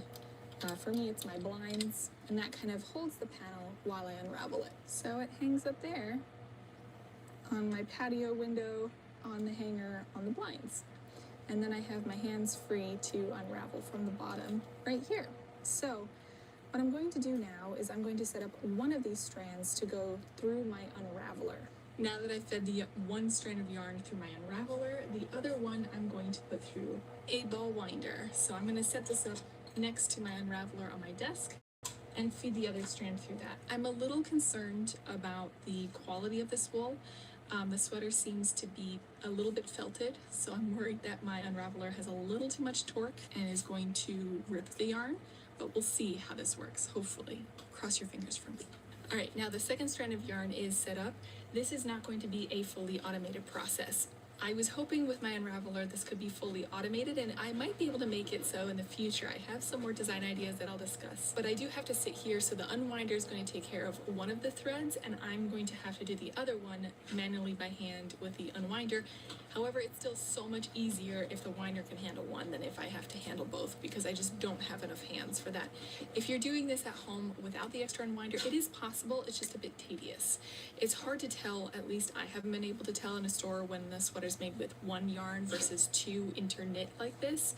If anyone has been doing this for a while and knows, let me know and let everyone else know so that we don't pick up sweaters with this complication. It is possible to do it by hand, but it takes more patience, sometimes that I don't have. Moment of truth, we are going to turn on the unwinder. I have used this before to successfully unwind other sweaters. For example, these two skeins were fully from using the Hello, unwinder. I'm hello, just not sure Pebbles. with this wool and it being felted, How are you, well it's doll? going to do. So let's turn it on. Look what I got. And let's Little see Sasquatches. if it works. They hang out on top of your needles. I'm so excited about them.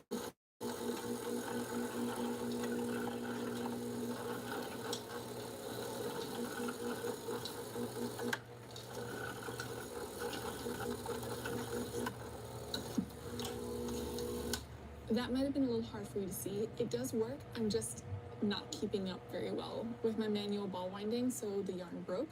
So I'm just gonna have to pace myself a little bit better, and I think it'll work. So let me also put you in a slightly different angle because I think it's a little bit dark from this direction.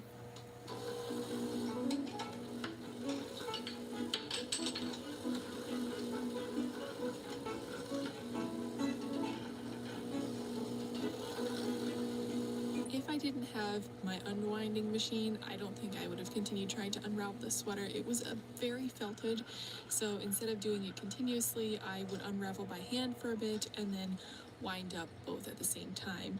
But I just wanted to show off my unraveler a little bit because I was super proud of it. So here is a sweater that's knit up with just one thread, and the unraveler is handling the unwinding of a sweater panel all on its own, and I think it is such an exciting thing to watch a unwinding machine work and work so smoothly and just how I envisioned.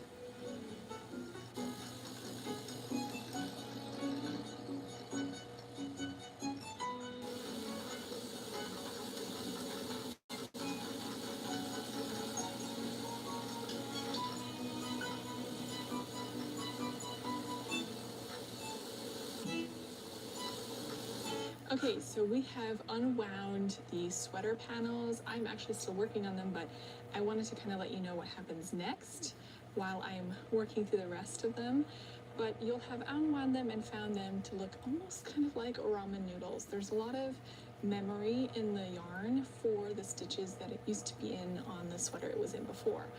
This is a bit difficult to knit with when it has that kind of memory, and on top of that too, we haven't actually washed this sweater at all.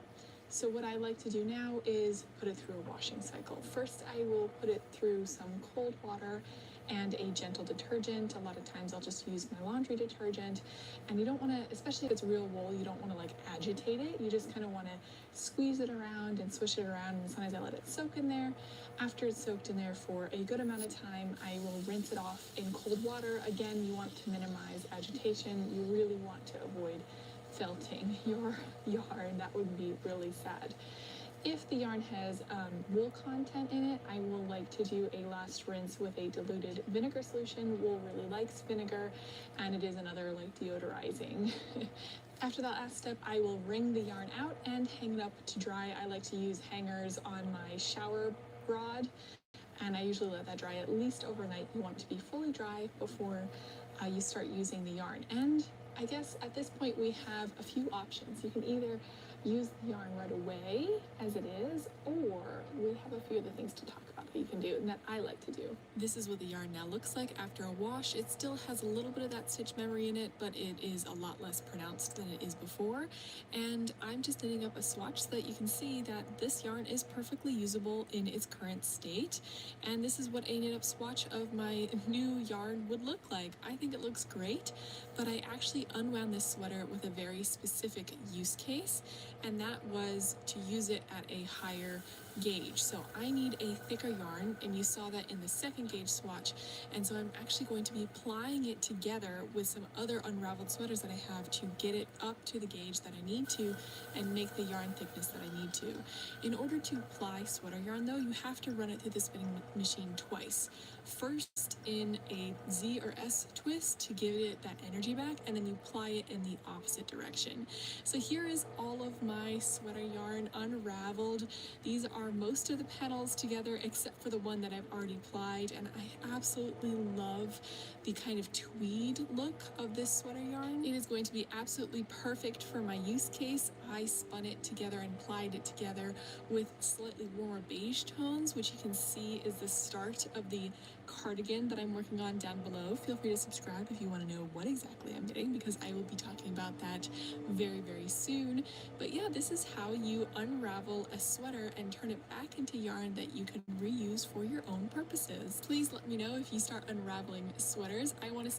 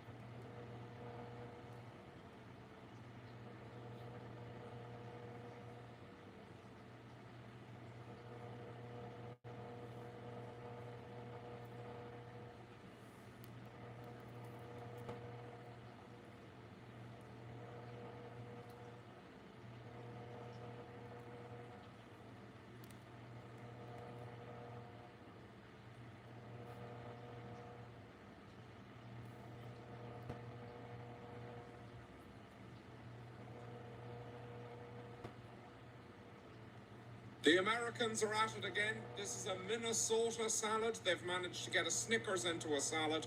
Courageous work, America. That is a fucking massive bowl. I don't think you can even buy a bowl of that circumference in Ireland. We only have 6 million people, so you'd never need one that big.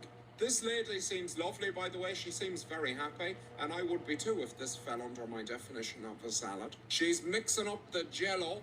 We don't have that. I'm not even really sure what it is. No electric mixer, just raw fucking power. That's what's wrong with young people today. They've never had to vigorously stir anything. Right, it looks like butter now. I don't know how that's happened. Oh, now she's adding cream from a box. Hey, Tanner, can you pick up a box of cream in Walmart? I wouldn't trust cream out of a box. That's just personal taste. Now she's stirring the concoction into the apples. It sort of looks like if a potato salad had a metabolic illness. I'm not certain about this, to be honest with you. There's much more enjoyable ways to be unhealthy. I can give you some tips. Oh, here's the Snickers. Sort of like the Snickers are the croutons. So, yeah, things are getting a bit salady, I suppose. She appears to be struggling. She's transferring it into a slightly less formidable bowl for presentation, I assume. Ooh la la, she's added some decorative Snickerses on top. Very aesthetic. I'm sorry, is that a bottle of peanuts? That's a fucking bottle of peanuts. This is what freedom looks like, Europe. I suppose we have croissants and the Renaissance, but in America, you can buy a fucking bottle of peanuts. She's smashing them. What you gonna do with them? Oh, I see. This is the Fiesta Resistance. I'm gonna give this a 6 out of 10. It's probably nicer than it looks, but also, why did anybody come up with this?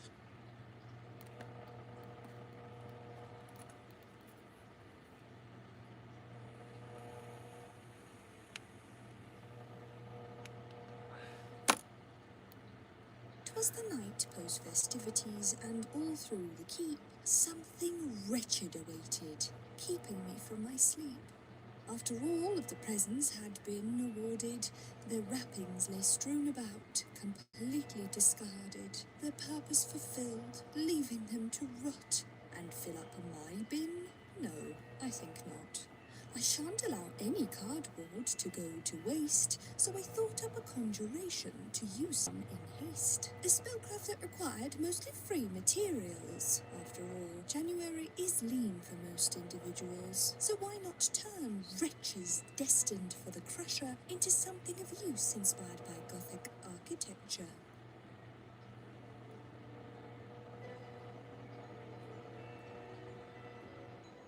Nursery rhymes aside, I want to make something out of all of the leftover Christmas cardboard I've been hoarding. There's been plenty of sewing and embroidery projects lately, and my hands itch and ache to create in a different manner. I know at the very least I wish to conjure something inspired by Gothic architecture and stretch my neglected terrain building muscles once more. So I did as most do when in need of inspiration, and went on a hunt to find pretty buildings to steal from, when suddenly my wizard eyes spied this sort of gothy, bay window, bartisan looking amalgamation and thought simply, that'd make a good lamp in it. Is this actually Gothic architecture? architecture?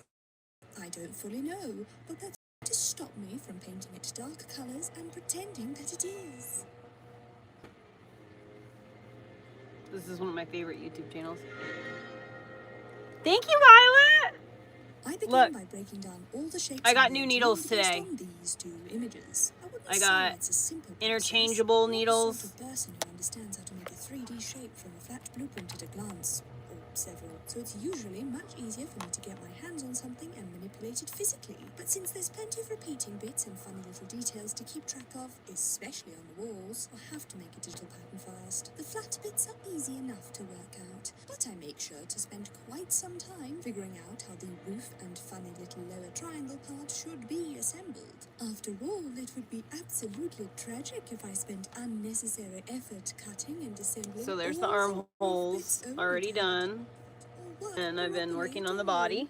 Once I have what I perceive to be an adequate blueprint, I pop off the So post office it to print is it out. like It is not oft basically, that I print my own you know, a patterns. short Where I sleeve can, I top might right choose my now. lightbox trick because it's free, Pretty results in exciting. less waste, and if I'm being completely honest, I'm a little lazy and choose to avoid a trip to the shops as much as I possibly can. But it's always nice to print out my work and realize that it is indeed not useless, and therefore I am not a complete and utter sham. Speaking of patterns, I've a free one for you.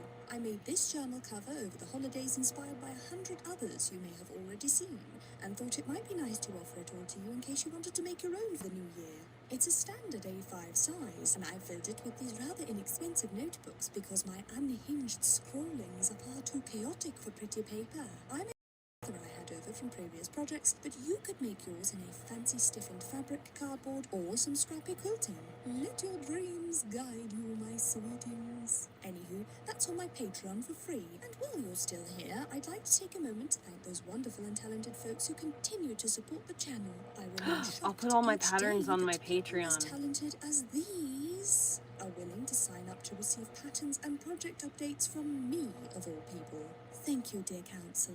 Somewhere in between waging war against the Keep Rogue for my own personal space, I managed to assemble and cut out all the pattern pieces, which means it's time to make some fancy walls.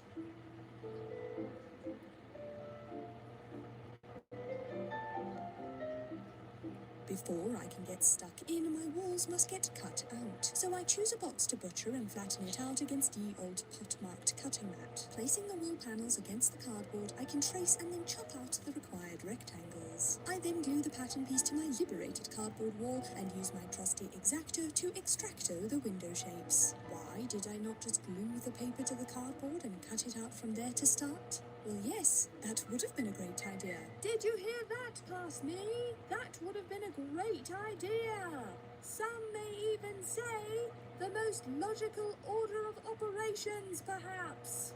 For long straight edges, I employ the use of a ruler, but for all the little curves, I have to do a little sawing and sanding to get them mostly rounded off. But all in all, this took very little time and fuss. I create semi-even strips of cardboard to form the outer frame of the walls, making diagonal cuts at the corners so that everything fits snugly and somewhat resembles the way wooden planks are conjoined. I then add an additional little plank across the front, just under the window panes, to create further depth. The more you add at this stage, the better, honestly.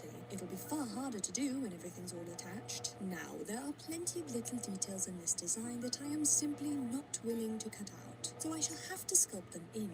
In the spirit of using leftover cardboard, I'm going to transmute a sort of malleable putty from this egg carton with a little water and some cold glue.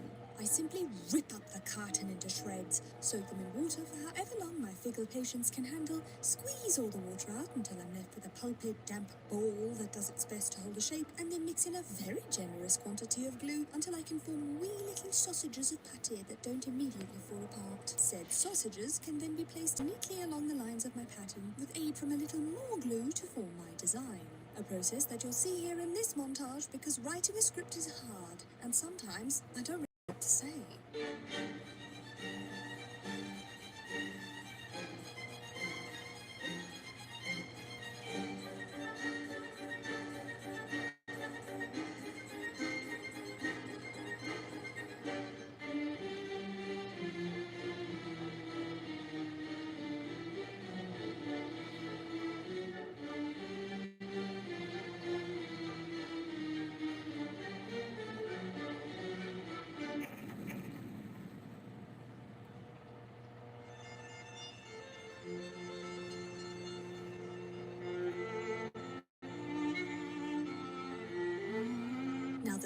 walls are all detailed and dry, I figured it might be easiest to paint them up here in this stage. I thought I'd start with a burnt umber acrylic base, since it's dark and I have plenty of it. But when it dries down, it looks, frankly, rather shiny and ugly. So I paint over it with some dirt cheap. Every once in a while, someone comes along who doesn't just design beautiful patterns, but who reshapes the way we think about knitting. Elizabeth Zimmerman was one of those people, and today I want to tell her story. The story of the woman who made knitting fun again. Her patterns don't just teach you how to knit, they give you the confidence to trust your own hands. For decades, knitters have said that Elizabeth didn't just change the way they knit, she changed their lives. If you have ever knitted in the round, improvised a sweater, or used percentages instead of fixed numbers, you can thank Elizabeth for it. Hi, I'm Annika, and welcome back to my Knitting Icons series, where we talk about knitters and makers who shape the knitting world as we know it today. And in this video, we are diving deep into the remarkable story of Elizabeth Zimmerman, who she was, her inventive techniques, how she built a knitting empire from her Wisconsin home, and why her work still feels so modern and freeing today. Elizabeth Zimmerman was born in 1910 in England and learned how to knit at an early age. According to her daughter, Meg Swanson, knitting was automatic for girls at that time. One knits as one breathes, she said.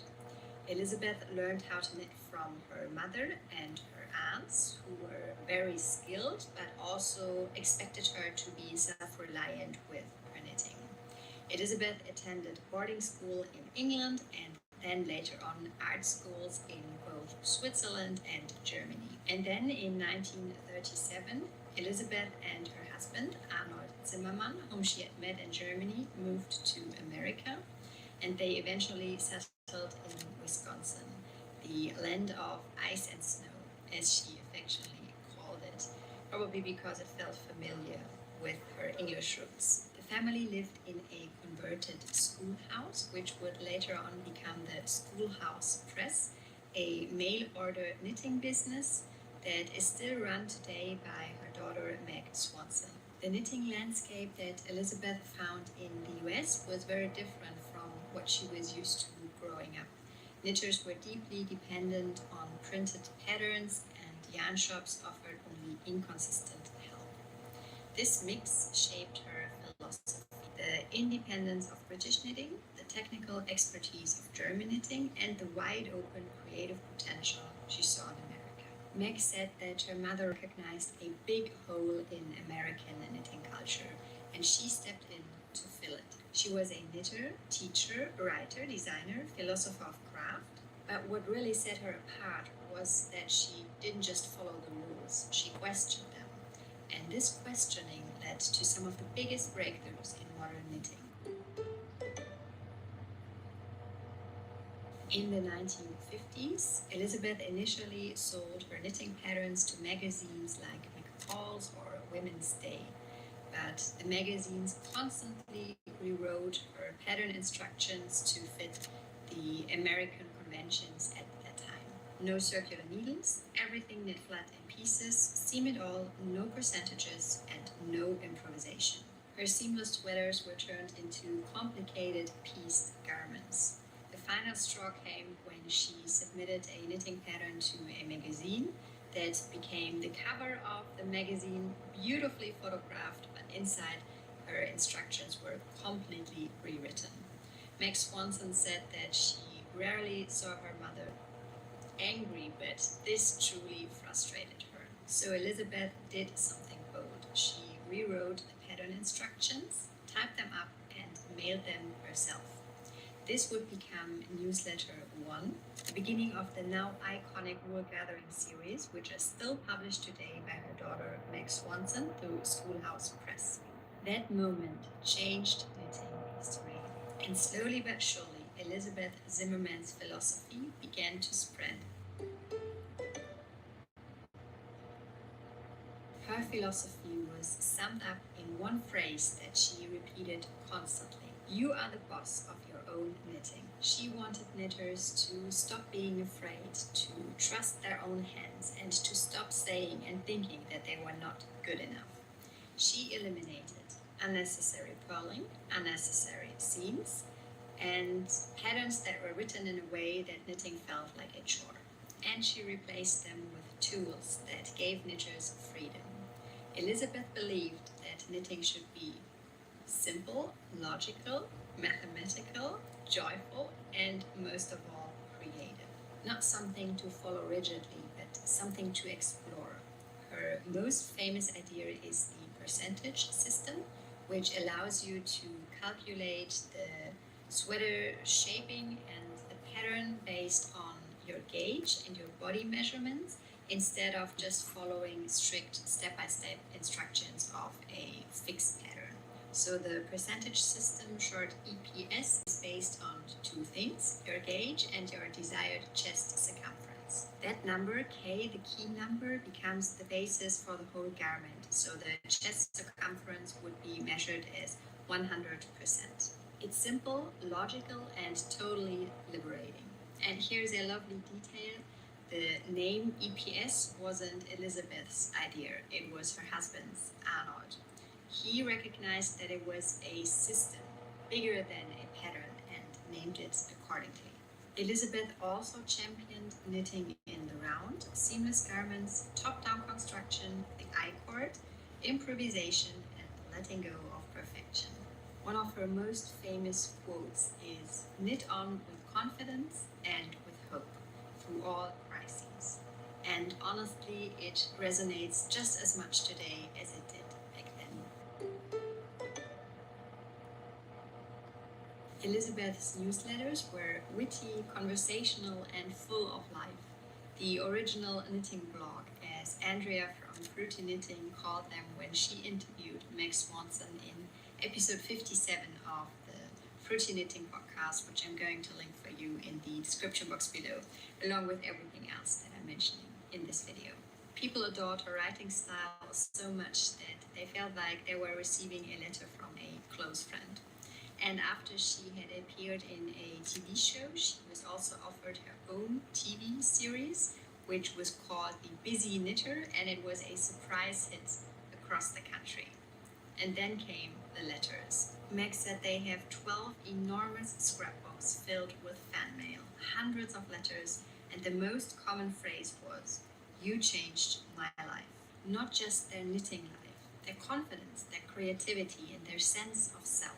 Elizabeth believed that knitting was a serious craft worthy of artistic respect, and she fought against the idea that it was just domestic work. She used knitting to empower people.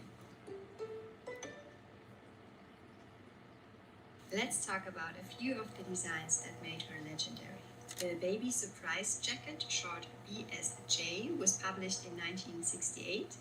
It has a seemingly abstract shape that folds itself into a perfect jacket. It is still magical and still widely knit, decades later. Thousands of knitters have made it. Many call it a ride. And we have the Tomten jacket, that's named after Scandinavian folklore, cozy, playful, and perfect for using scrap yarn. The pie shawl is a masterpiece of mathematical elegance. Its increases are placed exactly where they're needed and only where they're needed. The stitch increases double at intervals that approximate the ratios of P, hence the name. The Ganymede hat is a cheerful, pointy hat with a unique fit that always brings a smile. And then there's the seamless hybrid sweater that's used by so many modern designers as a foundation for their work. And of course, the countless books she has published. Knitting Without Tears, Knitter's Almanac, Knitting Around, Knitting Workshop, and many more. Meg Swanson isn't just Elizabeth's daughter. She is an icon in her own right. She has taken Elizabeth's work and expanded it, mainly in the fields of colorwork and yoke construction. She continues to publish the Wool Gatherings and runs Wool House Press together with her son Cully and his wife Michelle. Elizabeth Zimmerman wasn't just a designer, she was revolution in human form. A gentle rebel, a witty, fearless knitter who treated yarn as both a serious art form and a source of deep joy, and who left us a legacy of freedom every time we pick up our needles. If you enjoyed this deep dive, I think you are also going to like the other videos in my Knitting Icon series. I think I like about knitting more different now, women right who now, shaped the but knitting it'll world go back in and a forth, I'm sure. significant way. But I'm going to put crochet, I playlists just on the screen understand for you, it too well, and wherever and you so it wasn't a wherever challenge. I you can are, literally make don't anything. forget to Anything I knit see or on have a pattern for, I can make confidence it. and Anything I with want.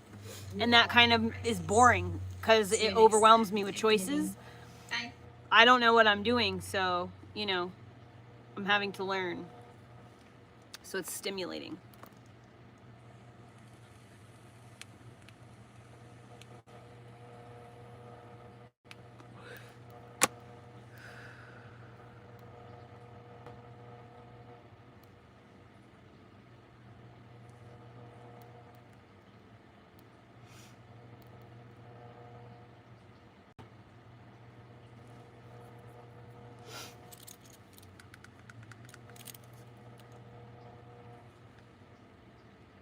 $661 puffs on my vape since I bought it.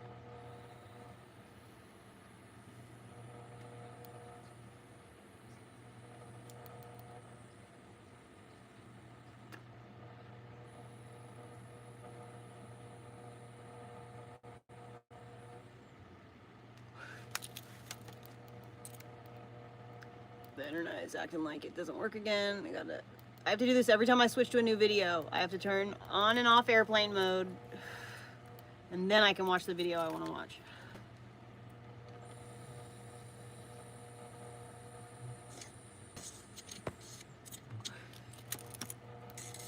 Gia Marie Carangi is a legend in the fashion industry. She's believed to be one of the first supermodels in the world. Her unique and magnetic looks landed her on the covers of Vogue and Cosmopolitan. She appeared in advertising campaigns for Armani, These needles are Versace, so and Dior. nice. But it I'm wasn't just her beauty. in love. She's remembered for her wild, fiery personality. She was not afraid to express herself. She made fashion statements ahead of her time. She embraced androgynous style. She dressed in men's clothes and didn't wear any makeup. Quote, Gia dressed street chic way before its time, and she's the one who brought that look right into Vogue magazine. She'd wear black pants and white men's shirts and black flat pumps, with a motorcycle jacket, and of course the beat-up jeans. And she made it so stylish. She looked so stunning. You could put a woman in a couture gown next to her and she looked better. She was the only one to do that in modeling at that time, end quote. Gia was open about her love for women, and in a way, she revolutionized the gay world. As one of her lovers said, quote, before we went out together, it was always butch femme couples where there was one masculine, one feminine girl. We were seen as two femmes. I mean, really, Gia was a butch. She dressed like a boy. But she wasn't the kind of butch that Philadelphia girls were. Muscular, big. To them, Gia was a femme because of her aesthetics. We were, I think, pretty much a shock to them, end quote. I think the way many people found out about the real Gia Carangi and the way people are still discovering her is by watching a 1998 television biopic about her life starring Angelina Jolie. At least that was my case. When I first watched this movie in my teens, I felt such gut-wrenching loneliness. This movie was not about the modeling business or the drug addiction. This was a story about a person who was never chosen by people, a person who was never loved the way they needed to be loved. It was crazy for me to see that a woman could be both masculine and feminine and that you don't have to pick a side. Moreover, you don't have to look a certain way to be attracted to girls. I don't know, seeing this woman, who's a model, so she's objectively viewed as attractive and feminine. Basically, in people's eyes, she's the standard of what a woman should be. Seeing her being totally infatuated with other women was so groundbreaking for me. I discovered that femme couples existed or something, I guess. So all in all, the movie made an impact. Rewatching it recently after all those years made me realize that sometimes it's better not to rewatch some movies in order not to ruin the nostalgia. Don't get me wrong, Gia is not the worst movie per se. It's made for TV, so you can't really expect a lot. The main thing that bothers me is the mock documentary style of it. Instead of a somewhat chronological summary of Gia's life, the flow of the story gets interrupted by fake interview bits with your friends, family, and colleagues, and that takes you out of the experience. It's like the movie cannot find the right tone. Absolutely horrendous. Even without the interviews, it's not cohesive. It's just a cluster of scenes. It also didn't help that I read Stephen Freid's book about Gia called Thing of Beauty prior to rewatching the movie. The biopic really pushes the wild child persona to the maximum. Don't know if it's the writing or the acting or both, but some scenes seem over the top. G-I-A.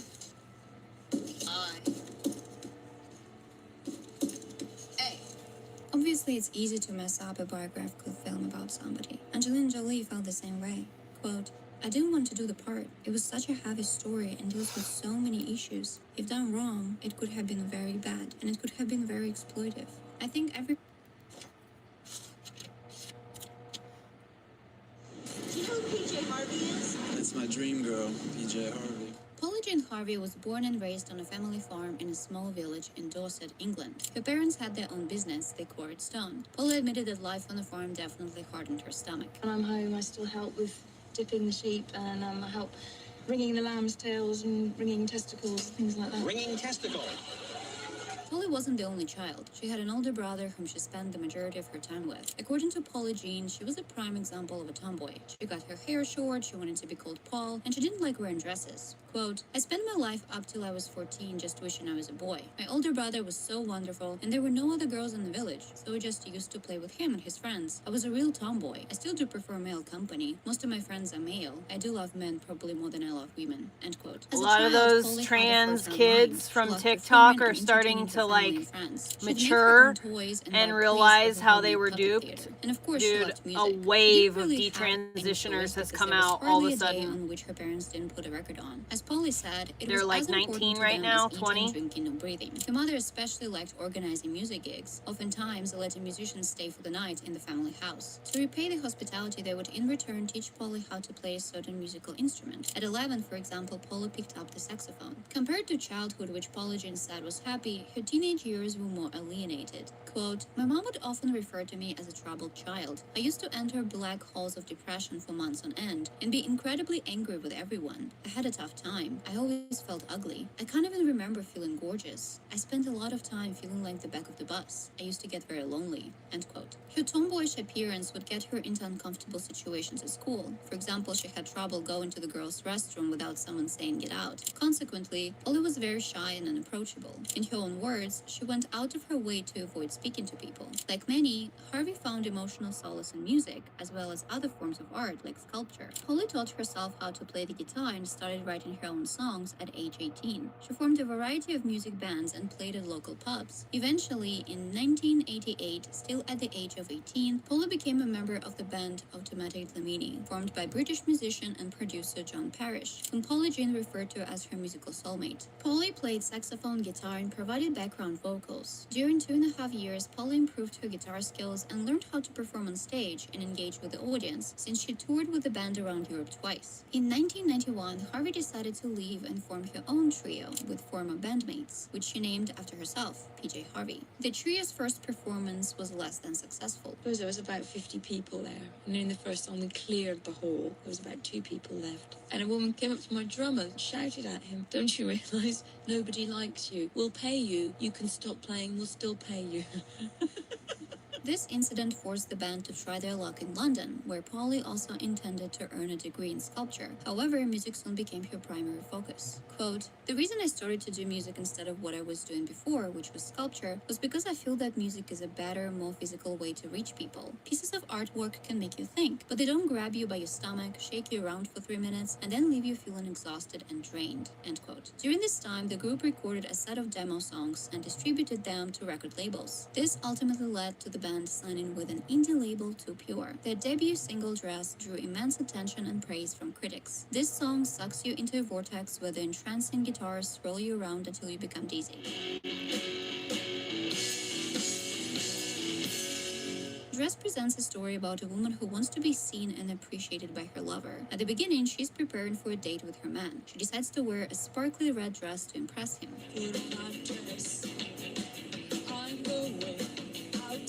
This dress, however, is very uncomfortable and tight. Even the dreamy romantic music cannot make the woman feel alright. The last straw comes when her man doesn't appreciate the dress much. This, of course, makes the woman feel ashamed and silly. In the end, she calls the dress filthy and refers to it as a costume. All she wants to do is leave. the most surface level reading of the song. Some people analyzed dress through a feminist lens. The song might serve as a commentary on societal beauty standards that are imposed on women. The pressure to always look young and pretty, beauty is pain, all that. In the black and white music video, Paula Jean acts like a doll. For the majority of the video, she's lying on the floor in the same pose while people around her are trying to make a life-size cardboard cutout of her. Other scenes show a girl on a circus-style swing. This girl also appears on the cover for the single. It's very unsettling because there's no head, just a body. So if you want to, you can definitely tie it to that theory about beauty and female bodies. Both the MV and the cover art were done by Paula's friend Maria Moknash, an artist who would work with Polly on tons of singles, albums, and videos. The band's second single, Shilana Gig, was praised even more by the feminist community, and interestingly enough, it continues with the theme of female beauty. You might think that the art cover for the second single is better matched to the concept of the first one, because it looks like a mockery of a magazine cover, but the woman's face has disturbing black smudges on it. In addition, the accompanying music video includes shots of traditionally female accessories, like a handbag and heels and a lipstick. The song was named after Celtic stone carvings that depicted naked female figures crouching down, showing off their enlarged vulvas with a smile on their faces. These carvings were oftentimes placed over doors or windows on medieval churches, castles, and cathedrals, mainly in Ireland and the UK, but also in some places around Europe. Early theories suggested that these figures weren't against the sin of lust, or in general, warded off demons and evil spirits. Other historians viewed Shilana Gigs as goddesses of fertility, and more recently, feminists reinterpreted these carvings as symbols of empowerment and sexuality. Paula Jean commented, quote, "What I like about it is that she's laughing and ripping herself apart, humor and horrificness," end quote. The song once again presents a dialogue, presumably between a woman and a man. The woman is trying to make sexual advances towards the man, flaunting her body at him. The man, in his turn, uses the name Shilana Gig as an insult and accuses the woman of exhibitionism.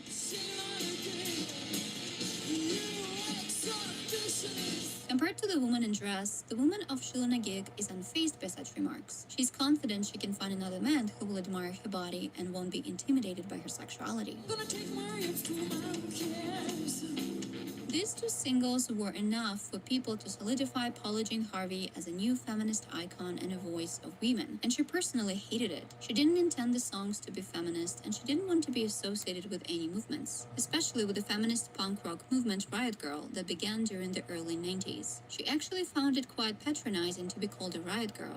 Quote, "It doesn't interest me. It seems to be backtracking for women, just lumping them all together and calling them riot girls. I just feel uncomfortable with labels being put on me which I don't think I understand or know anything about." In the same interview, she stated, "I'd much rather just get on and do things the way I have been doing them. Sometimes it seems to me that too much can be talked about and not enough done." End quote. As Paula Jean once said, "The biggest protection you can have is if people think they've got you and they haven't got you at all." I'm not part of any movement.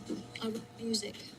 That's what I do. PJ Harvey's debut Oh, album cool. Pride came out in March 1992, and despite Paula Jean coming from a non-religious family, majority of the tracks are filled with biblical allusions. I listened which to some PJ argue Harvey when create I a was, definite narrative arc. Thus, some people you view know, Dry as a concept album. For example, one feminist music professor by the teenager. name Mark Mazzullo wrote a paper where he presented his theory regarding the story of Dry and talked about the Very drowned Indigo virgin Girls, trope that is you used know, as a narrative plot device period in a of lot time. art forms. In a nutshell, it usually starts with a woman who is pure and chaste. The woman then experiences sexual desire, which she acts upon. In the end, she is drowned. In some cases, it happens at the hands of a man and acts as a punishment. In others, the woman chooses to end her own life as a way to free herself from the backlash of the community. Dry kicks off with "Oh My Lover," a sultry and haunting track that weirdly enough sounds like a lullaby to me. Paula Jean's voice sounds both like she's seducing someone and at the same time begging and pleading with them.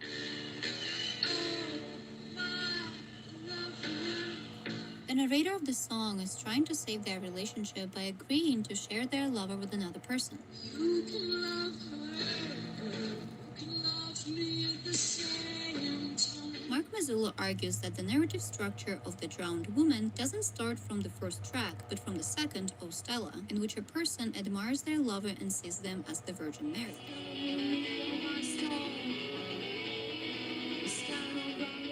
Then Dress foreshadows the fallen woman in the last verse, as the lovers end their date, which leads to them sleeping together. The title of the next track, Victory, in Mark's opinion, confirms that the sexual activity has taken place. Happy and Bleeding, the following track, might refer to the loss of innocence or menstruation as proof that the woman is not pregnant. In Sheila Nagig, the virgin finally transforms into a and the man is disgusted with her. Then in Hair, which tells the biblical story of Delilah's betrayal of Samson, the woman becomes vengeful. In Joe, the woman is still desperate to stay with her lover. My camera keeps turning on for some reason. My fucking security And finally, camera. The last three tracks portray the downfall of the woman into the depression and her choice to end it all.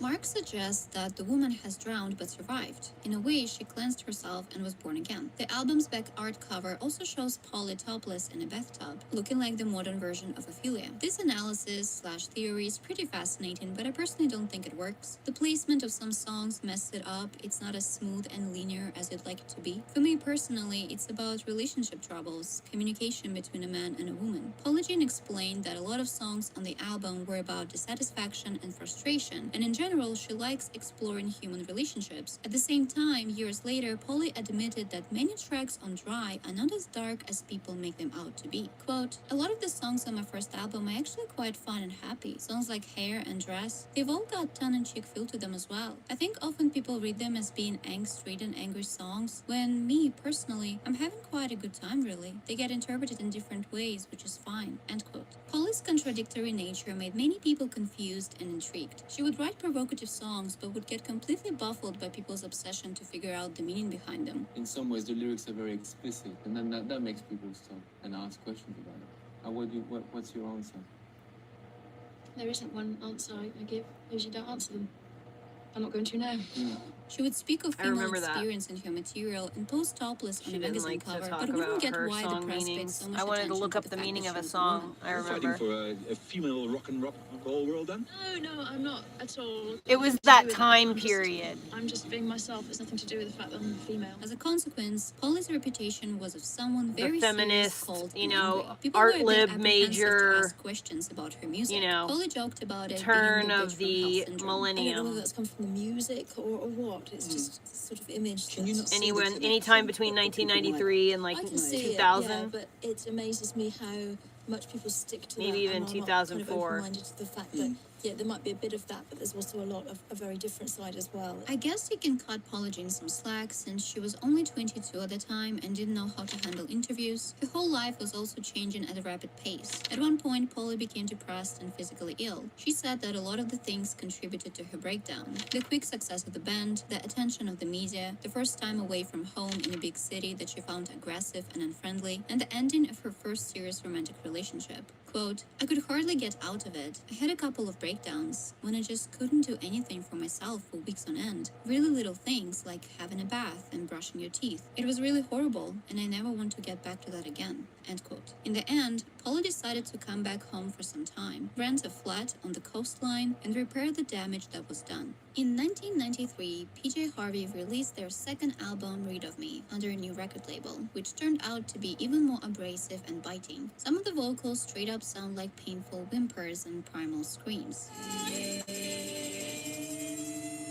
Have you Quote, ever "Is heard that of Heather something you Nova? want to relax? It's a friction, an uncomfortable feeling, which is how The I feel most album of the time. Sugar, Never I quite at think. ease." End quote. The art cover of the album was taken by Polly's should. friend Maria again in the bathroom of her apartment. On this black and white photograph, If you like Polly's hair PJ looks Harvey, so you'll thick like and that solid too, that I for the think. longest time I thought she had dreadlocks. This photo is almost a continuation of what you saw on Dry's back album cover. Polly Jean really likes water, it seems. Read of Me was promoted by 2 singles with music videos, 50 Foot Queenie and Men's Size, which go pretty well together since on both of them, Polly embodies these big and boastful personas. The main difference is that on 50 Foot Queenie, it's a woman, and on Men's Size, it's a man. 50 Foot Queenie is believed to be inspired by 2 things: the bravado of gangster rap and a B-movie, Attack of the 50 Foot Woman, in which after an encounter with an alien, a woman turns into a giantess and gets revenge on her cheating husband. Isn't that like a Daryl Hannah movie? The music video, Polly stomps around in a leopard coat, red dress, sunglasses, and with her hair down. It's very different from the androgynous look she used to have, with black leather boots, black leather jacket, jeans, and a slick back hair bun. You can also notice a golden purse and heels, which first appeared in the MV for Shilling a Gig. I don't think it was intentional, but both tracks are very energetic. They overflow with confidence, which incites you to just say F you to people who unfairly criticize you. I think she's so big because she feasts on men quite a lot, and that's a good form of protein. Men's Size also starts off with men's bragging.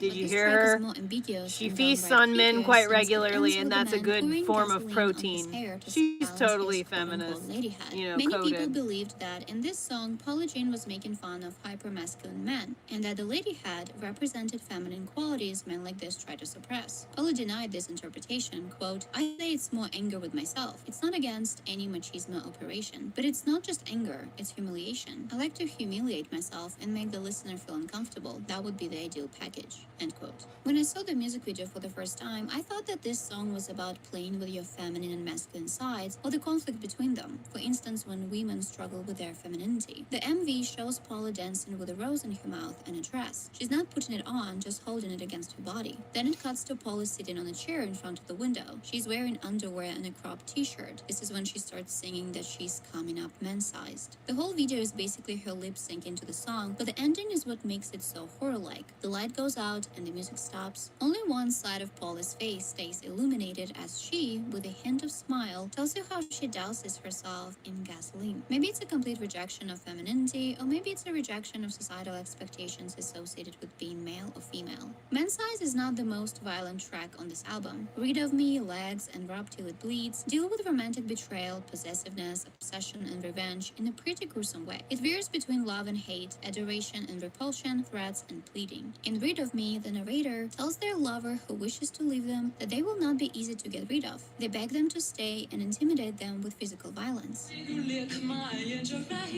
I think I want to go get some cookies and cream, Polly Jean ice actually played cream, the song and at her some brother's milk. wedding because he and his wife requested it, so some might find the song weirdly romantic. You're not ready me.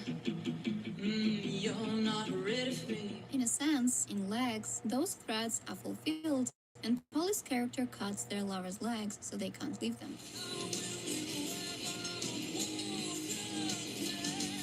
Quote, "I got that idea from when you're younger and you have your favorite toys that you play with and you love them so much that they start falling apart. My action man's legs would fall off and his fingers would break and stuff, but it just shows how much you loved them," end quote. And finally, in Rub Till It Bleeds, the narrator pretends to comfort their lover, but in reality they're executing their revenge by toying with their lover's trust. The sexually charged lines of Rub Till It Bleeds make some believe that the singer is rubbing some other head, which isn't connected to the neck, but who knows.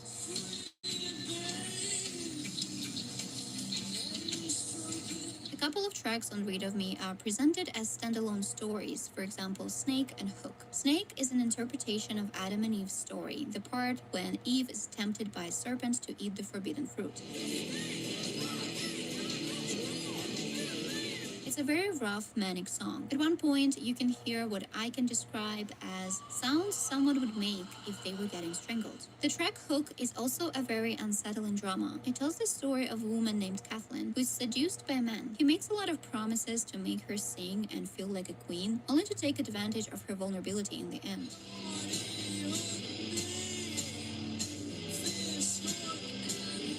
Other tracks on the album, like Dry and Me Jane, are more humorous while still touching on a pretty serious topic of relationship dissatisfaction. In Dry, one lover is incapable of sexually satisfying another.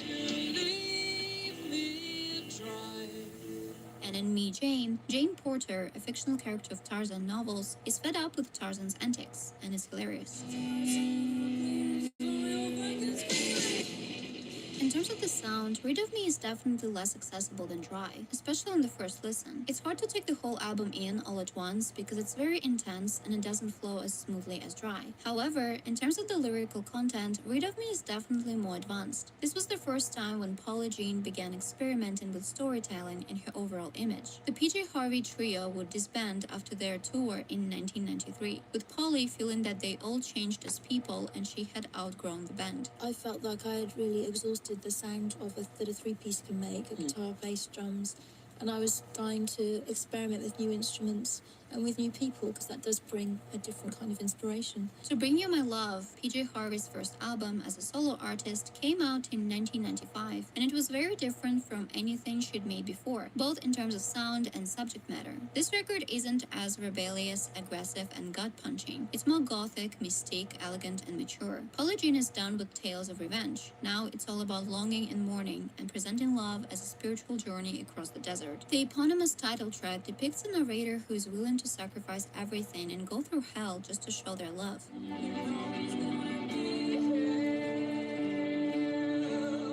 It's interesting that there's a song that directly mirrors To Bring You My Love, and this is Send His Love to Me. This time the narrator prays to Jesus that their lover comes back to them. Send his love to me.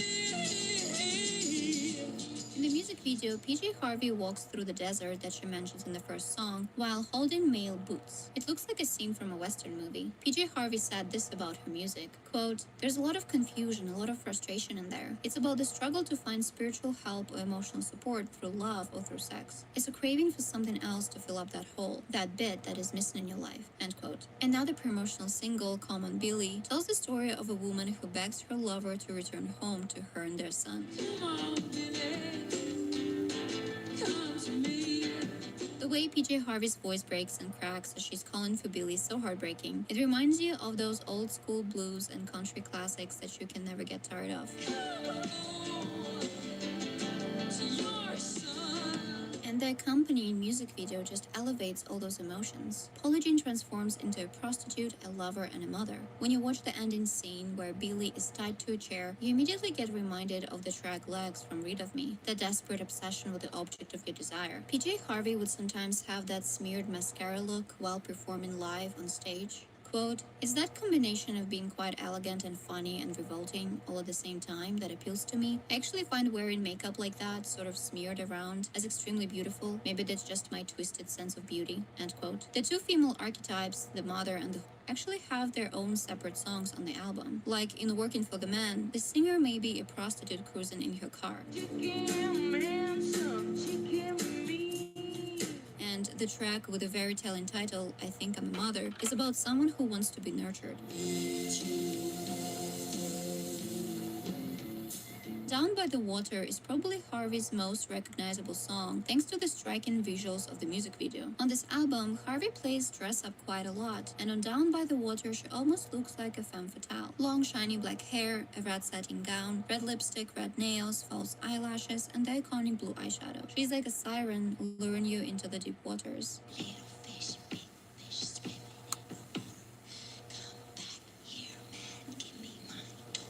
Despite PJ Harvey not wanting the song and the video to come off scary and creepy, it did, and many believe that the song was about a woman drowning her daughter in the river. Down by the Water for me is a song I didn't want to put a label on too much. Like this isn't a song about some woman drowning her baby. To be quite honest, I don't really know what it is for me myself yet, which I don't mind because I'd much rather kind of leave it for other people to do what they want with anyway, which is again brings me back to the video of wanting to stay away from trying to imply any kind of storyline. Despite all this American Wild West atmosphere that PJ Harvey tries to create on the album, her obsession with water still prevails. Water fetish seems to be getting larger and larger. I dream about water all the time, and I have this huge need to be in it, around it, near it, smell it, touch it, everything. It's a reassurance for me, the water. The album's cover art shows her floating in the river in the same outfit and with the same hair and makeup you see in Down by the Water video. However, the track by the name Long Snake Moan fits this cover imagery even better since it evokes baptism imagery.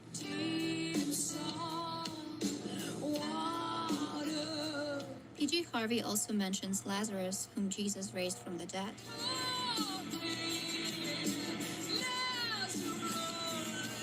The album ends on a very melodramatic note. Finally, it seems like all the prayers have been answered. The wanted lover finally arrives, sweeps the narrator off their feet, and disappears yet again. No happy ending. Man is gone and heaven only knows. I love how the album was described in The Guardian. Quote, "It's one of the Dude, I hungriest cannot believe albums that I you are am ever literally. likely to Hello, hear. hello. It sounds like a woman going Cannot through the believe emotional equivalent of the last stages of starvation, when the body starts that to I consume fucking some made a internal sweater. I'm organs." like End making quote. a To Bring You My Love was PJ sweater, Harvey's first dude. major commercial Like, success. People loved her new style. I and really image. love these new needles. I'm obsessed how it's like all open like this. Since, you know, This for the is first great. time since I was about 8 or something. So At the end of a I'm gonna year-long go get tour ice to cream. promote the album, Harvey felt very worn out and unwell, physically and mentally. In her own words, the years between 95 and 97 were the hardest time of her life.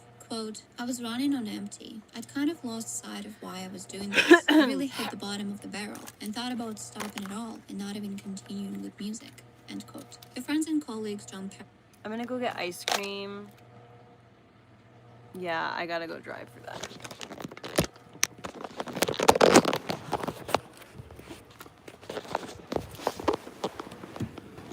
Oh god. Oh.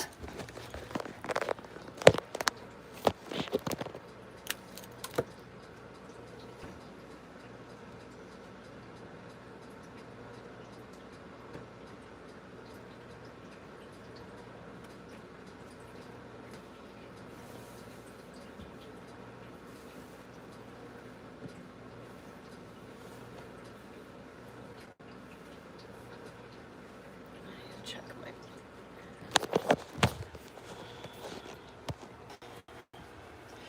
Should probably put on a hoodie and not just a sweater because it's a little chilly out.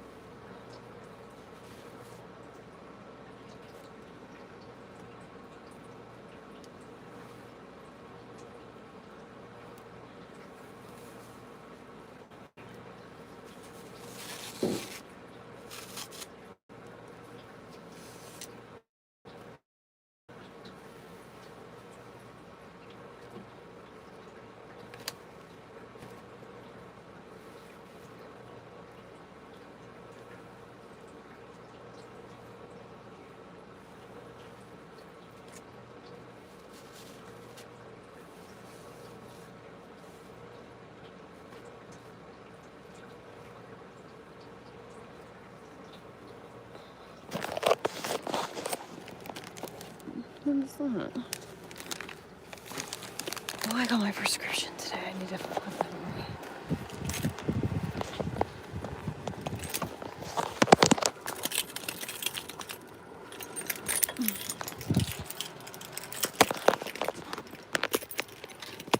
Oh, there's the camera. Yay, I love that.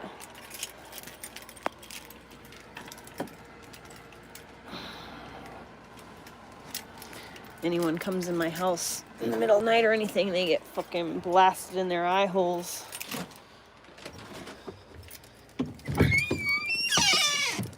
All right, I'll be back. Stay right there.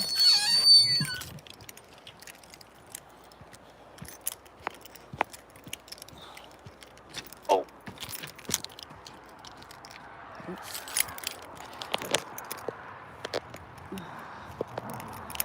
That's the view. See, you can't see inside my bus from like anywhere that matters, like the street or anything like that. Oh man, I wish you guys could see this. Oh, it's so crazy. There's so many fucking stars. No dog poop on my shoes.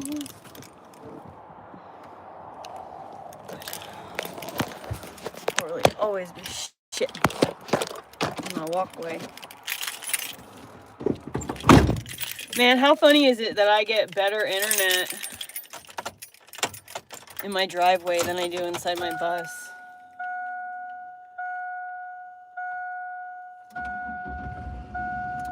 Ooh, that didn't sound too good. Where's my fucking jewel? Girl, for real.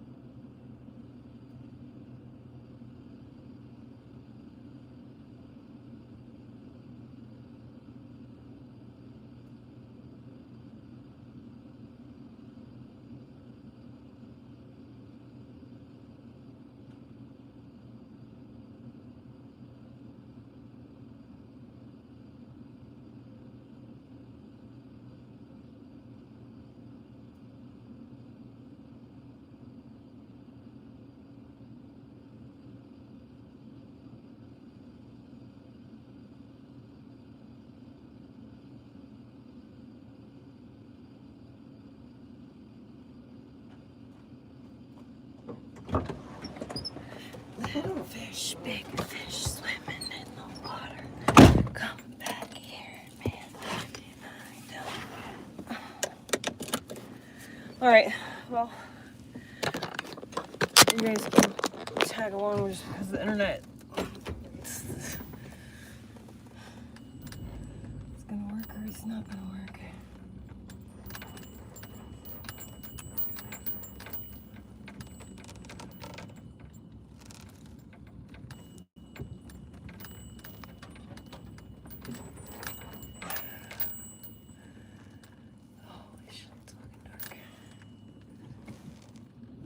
Turn your headlights on, that might make a difference.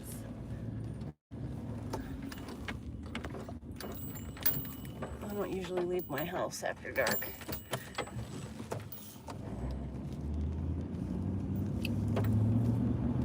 Dude, that freaking log cabin that's next door has been empty for so long. I just finally sent a message to the owner and was like, y'all, like, it's empty. I could be living there and paying you $1,000 a month.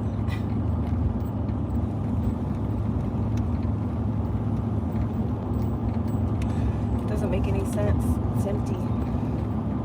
It's not up for rent. It's not up for sale. Like, it's not on the market at all.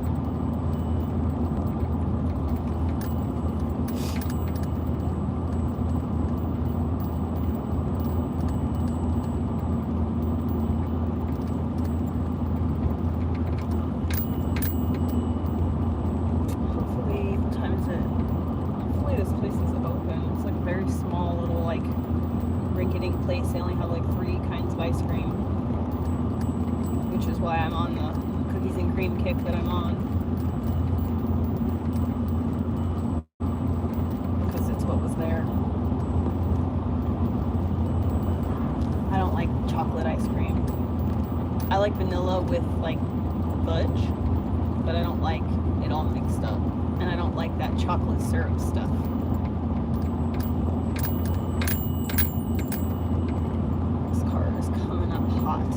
Better increase my speed. Okay.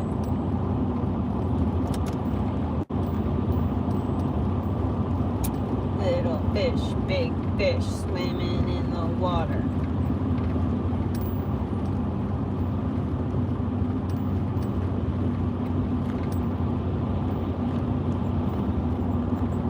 PJ Harvey should have just said to that interviewer who was like, what's up with you making a song about a lady killing her kid in the tub? Just be like, dude, do you not understand how art works? Like, do I really need to, like, validate that question with an answer? Because, like, come on.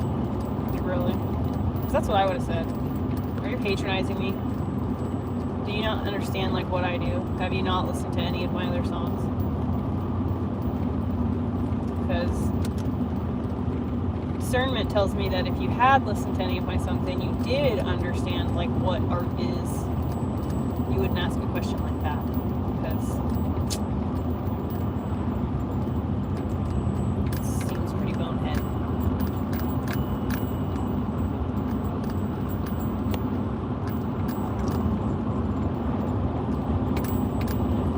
I wish I had the money to buy chapstick right now.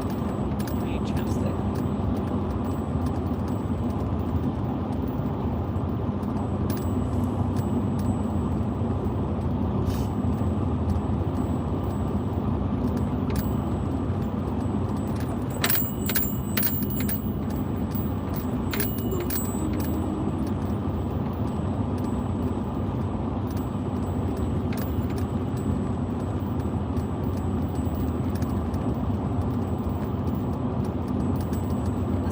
I don't care how fast you're gonna, or how close to my ass you're gonna get. Like, you could go around me. Like, there's plenty of space and opportunity for you to go around me, but I'm not gonna go any faster. It's dark, okay?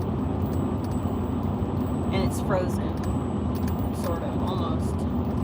It's at freezing temps right now. So, you're not gonna catch me with a high dew point at the frost moment, like the frost edge, going that fast. And in fact, you're gonna make me anxious, and then I'm gonna slow down, like, without even realizing it. think I'm slowing down on purpose and you're gonna drive aggressive. How about we just like completely avoid that and you just go around me? You want to go 75 miles an hour, I want to go just below the speed limit. Look at that. Look at all that fucking space that you can go around me. Oh, no you can't. Don't do it now. You waited too long.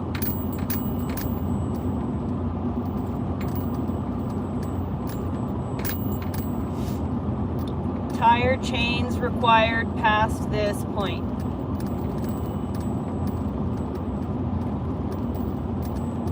Shovel. What else do they want me to have? I can't see the sign yet.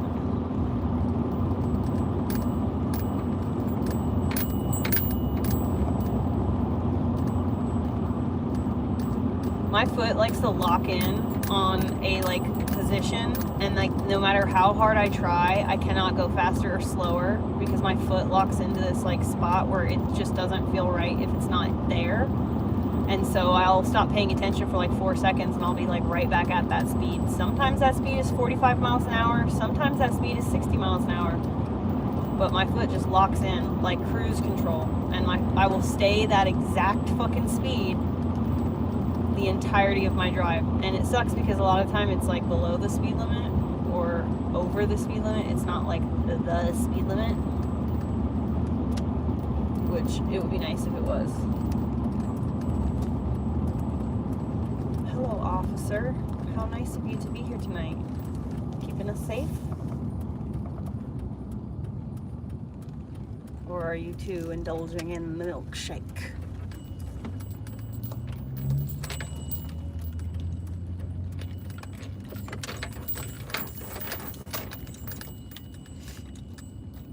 I don't know why they don't fucking salt ground out here.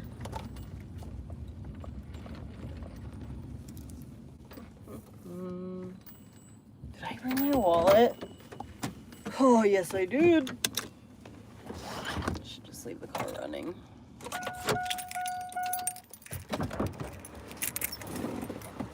Oh, there's my tool.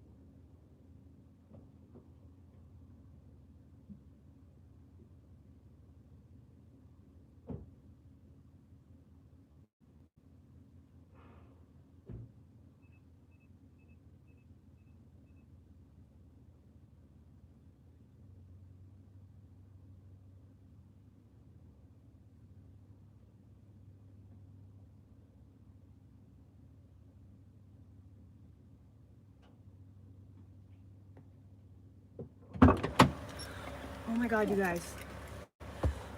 Literally, this lady just opened the door for me. Like she was going into the place as I was coming out. And she like held the door for me. And so I was like, oh, thank you so much. And she literally just was like, oh, you're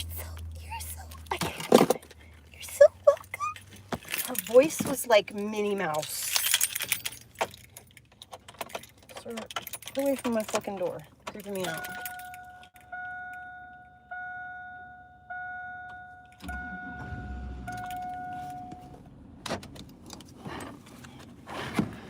Alright, so I got the supplies. Supplies have been acquired. Now let's go eat milkshake. Headlights on.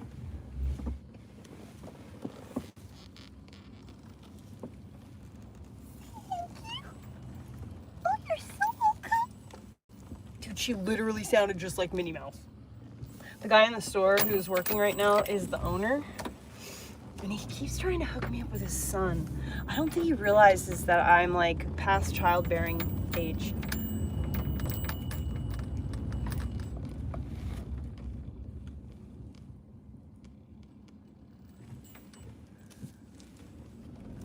But anyway,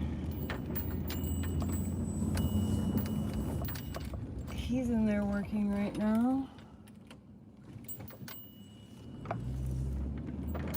I can't remember what I was going to say now, because that guy looks like he's stealing propane.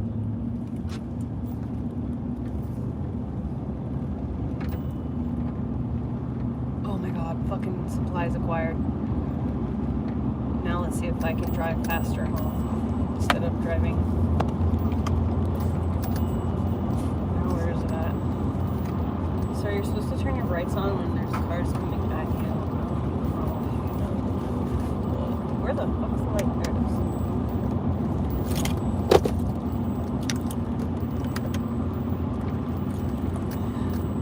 Brum brum. I'm in my mom's car. Oh my god, I thought my jewel pod fell out, but there it is. Thank goodness. Almost fell out.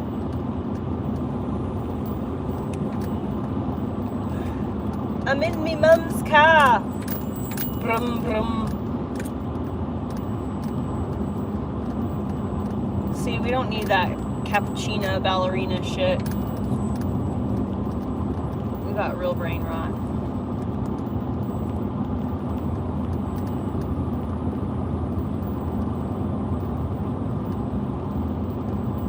That was like one of... Uh-oh. Did I break my machine? That was one of Elliot's first like phrases that he said.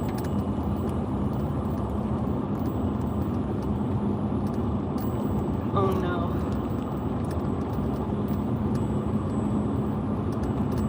Yay.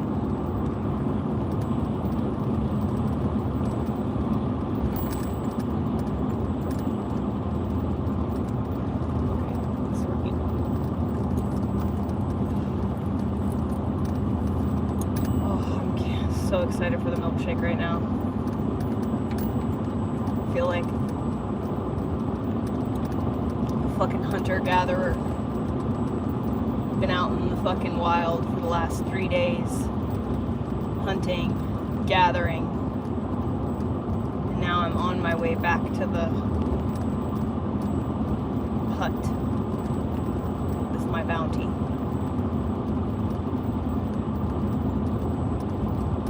I'm weary, I'm road tired, and I'm ready for a milkshake. I've had a milkshake every single day for like the last week and a half. I don't know if you guys remember when this happened a couple of years ago. I mean, this happens like quite often, but like I get on these like tangents. It went down 4 degrees in the time that I've been gone. It's now below freezing. Anyway, so I like basically lived off of peanut M&Ms for a little while, and then I lived off of biscotti and coffee for a little while. There's been a number of things. Reese's peanut butter cups. I just get like on a tangent. Well, that's what's happened with the cookies and cream. I don't even like cookies and cream. That's the funny part. I don't even like cookies and cream. I would never have chosen cookies and cream ice cream without having to have been forced to, because that's like what was there when I wanted ice cream, and I didn't want to buy a small $8 tub of Ben & Jerry's when I could pay $4 and get the big old tub. And Umpqua is pretty good. Like it's real ice cream. and it makes a really, really, really good smash shake. Like, well, I guess not milkshake, like ice cream and milk smash. My favorite ice cream is vanilla, homemade vanilla with salt on it. That's my favorite ice cream. Fresh homemade vanilla ice cream, or maybe not even vanilla, just like cream flavored, sweet cream flavored ice cream is my favorite flavor. Milk flavored ice cream. My grandmother made ice cream. She did not even put vanilla in it. Like, I mean, she put like a little bit of vanilla extract, like just for like the sweet, you know, essence, but like not very much. So it was truly just like sweet cream ice cream, which is my favorite all time, hands down my favorite. But you gotta put salt on top of it. Sea salt, Himalayan sea salt, sprinkled on top. It's the best ice cream on the fucking planet.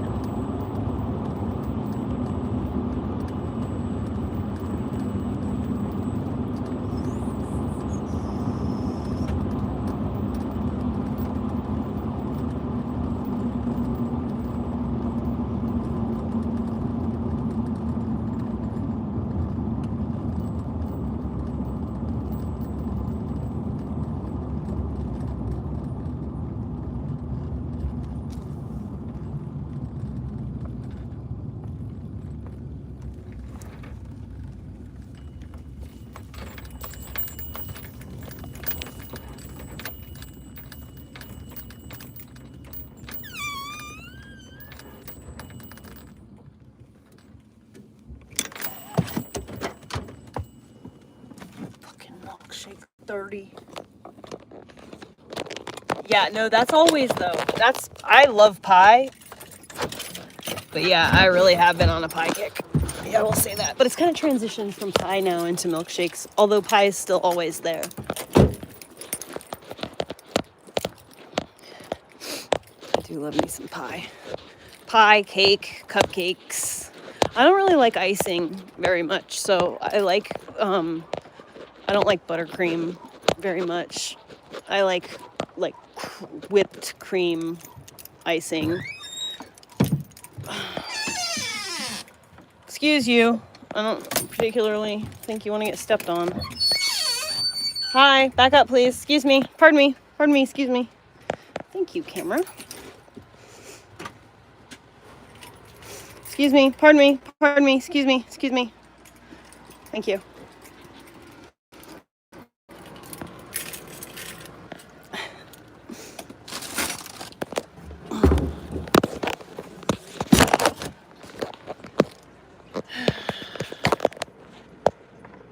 Dude, listen. They had for a little while in the summer blueberry shortcake, just like strawberry shortcake, okay? Except for blueberries, okay? And I'm telling you, dude, if you think strawberry shortcake is good, try blueberry. It's unbelievably delicious. And I can't believe I hadn't thought of it myself. Also, blueberry cream pie. Basically the same thing.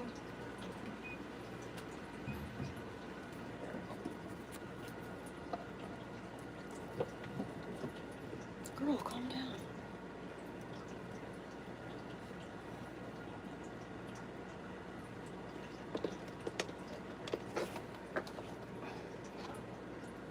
Man, they always put the biggest fucking chunks of cookies in this one.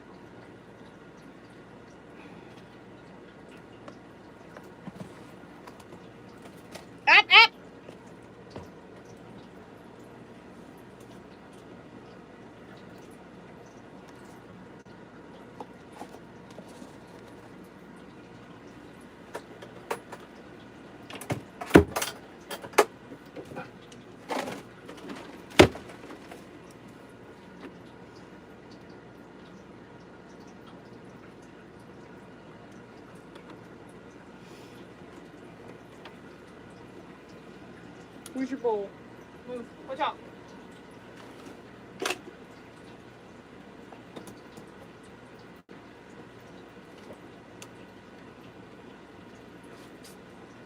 I can find that little bowl, I'll give you the rest of this here milk. But I don't see your bowl anywhere.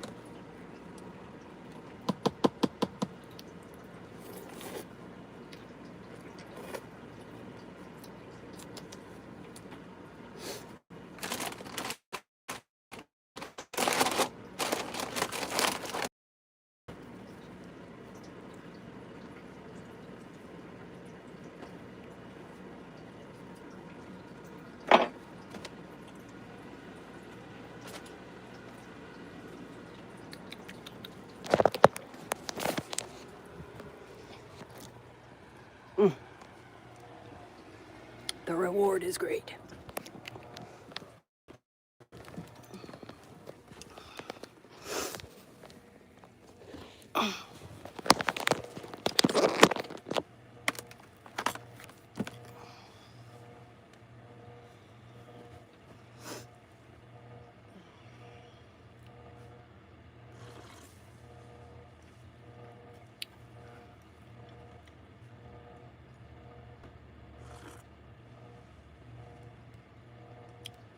I might have to have 2 of these.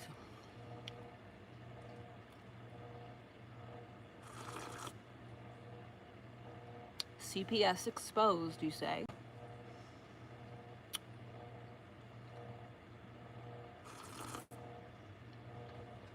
Corruption at CPS. No way.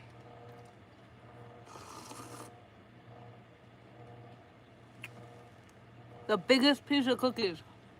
They have like whole cookies that they just shove in there. And then when you scoop it out, you're cutting the cookie up.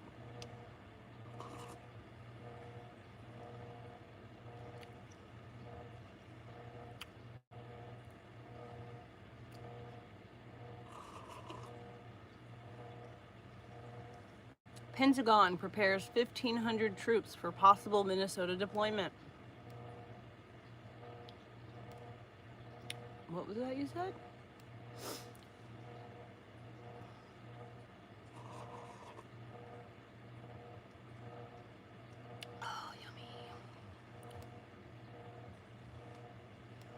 And Maria Moknash helped her get out of this state. As Polly said, they basically saved me. I needed to be rescued, and I was. Polly decided to shift This her channel focus is for called some time and collaborate Anti-Heroin. with other artists. In 1996, she and John Parrish released She does a really full good album documentaries together on titled Dance Hall at Lost women. Point. John wrote the music. She got a really and good Polly Tori wrote Amos and sang one. the lyrics. It's an experimental album, so it wasn't everyone's cup of tea. It's It's believed that Paul's record label, Island, thought this would be a commercial suicide. It's all However, gone. The album received All done. pretty positive reviews from many major publications. You got but milk it's true already, that all it wasn't done. promoted much, and many people mostly viewed it as an odd secondary project. I'll give you a yogurt in a minute, okay? Just give me a minute. I'll give you a yogurt. I personally dig many songs on the album, especially Thank the you, most good unhinged boy. one, He laid down. One of the major collaborations Polly was involved in happened with Nick Cave. They duetted on a song called Henry Lee.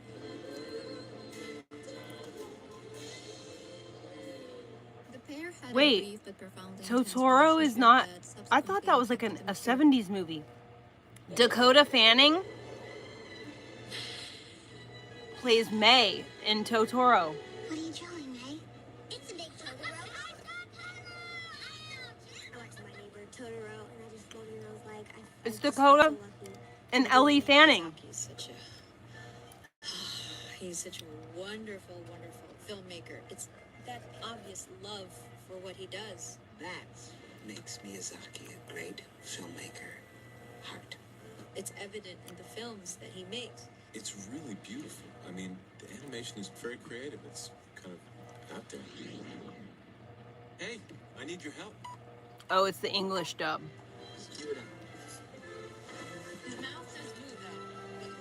There's always an element of magic in entertainment. I think when people watch movies, there's curiosity. How do they do that? The cookie I is had to so wait for the good. next bus. Were you worried? Orally. Voiceover actors, I love the field because it's so, I always say it's so clean. So I should say Totoro? Do Totoro? Yes, you're gonna get yogurt. I'm coming right now. In between, you say I saw it. Okay. This is talking to the tree, right? And precise. Should I not do that?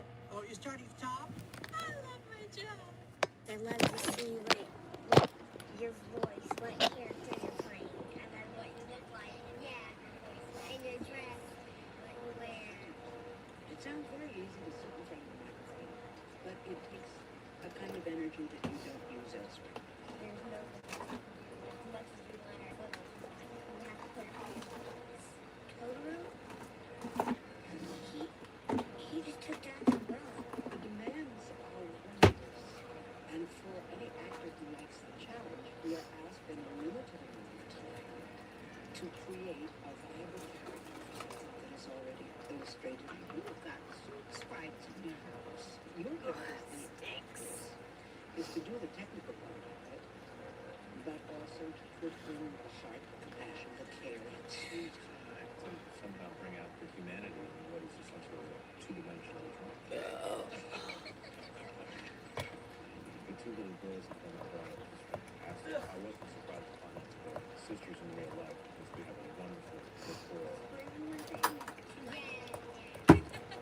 It's an intangible thing. Once you hear it, you just know that these two will definitely be related. May, look at this braid. A braid?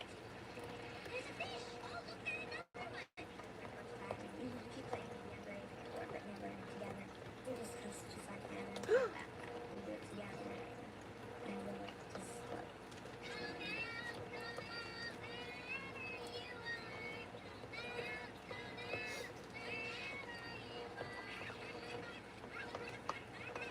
Much more than them being very, very talented actresses, their being sisters was integral to their playing these parts realistically. Those two girls were lucky to have each other.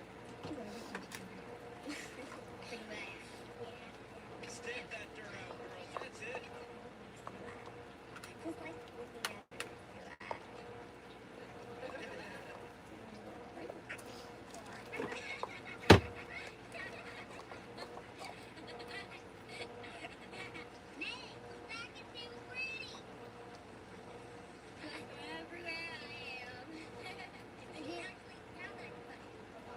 But you know what I do? Angela, do you know what I do? When you tell me to, stay there. These kids are wonderful. You know, you want to put them on the screen. I have to give them both a lot of credit. I think that their performances were very central to how everyone else around them was. Hi, May. It's good to see you. Interacting with the two little girls, the only thing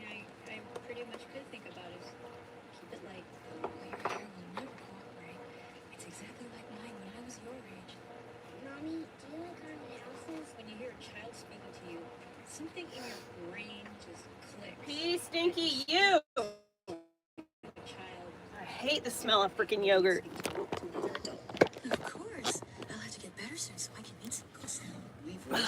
Oh, I forgot to turn the fucking heater on. Beyond our own work. Like, why am I shivering right now? That allows you a certain kind of eternity. I used to be able to see them when I was your age. This is actually the first time I've ever done spoken voiceover work. You and I are a lot alike, Setsuki. I like that it was with a Miyazaki film. Moment to moment, I just try to be as truthful as possible and let the story tell itself. So hopefully my contribution will just, enhance what he's already done. Please continue to look after us. Please continue to look after us. I feel so lucky. I just really enjoy doing what I do.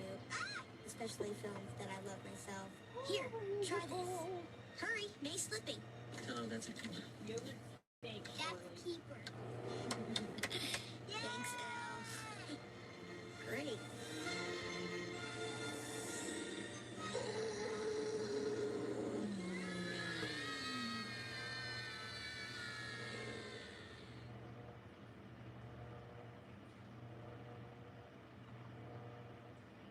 Excuse me, ma'am, what are you doing? Is there any particular reason why you feel it's necessary to go right there of all the places in all the world?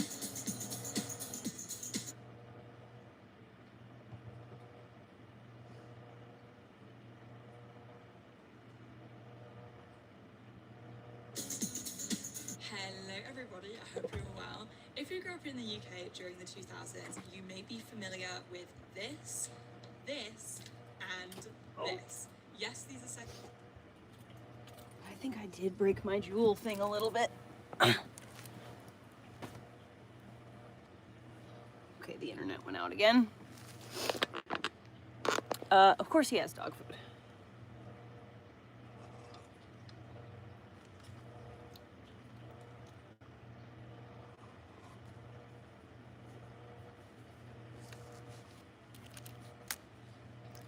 I give him yogurt like every so often.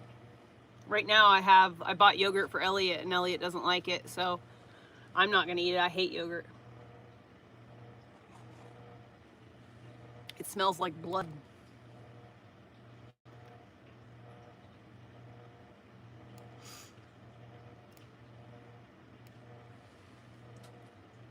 Hand. Yes, I'm handling these without gloves. I am God's strongest soldier. For those not in the know, these are known as lads mags, British men's magazines featuring all of men's biggest interests: football, cars, new tech, and of course, I'm gonna have to get Kath to sense that already, and we're less than a couple minutes in. Great! The most infamous and most prevalent features of these magazines were the topless women. On every other page, there is a naked woman with her baps out. Top half only though, and that is an important distinction to make, which we will circle back to later. Nuts is probably the most infamous and well known, but we also had Zoo, Front, FHM, and where it all started, Loaded. These magazines haven't been in print for nearly a decade now, and in hindsight, it was pretty shocking that these magazines were not only in print, but they were displayed in most chain supermarkets and at the same height as a child. And what are lads mags without the lads that purchase them? If you're from the UK, you will also be familiar with what a lad is and lads culture. White, middle class, boisterous,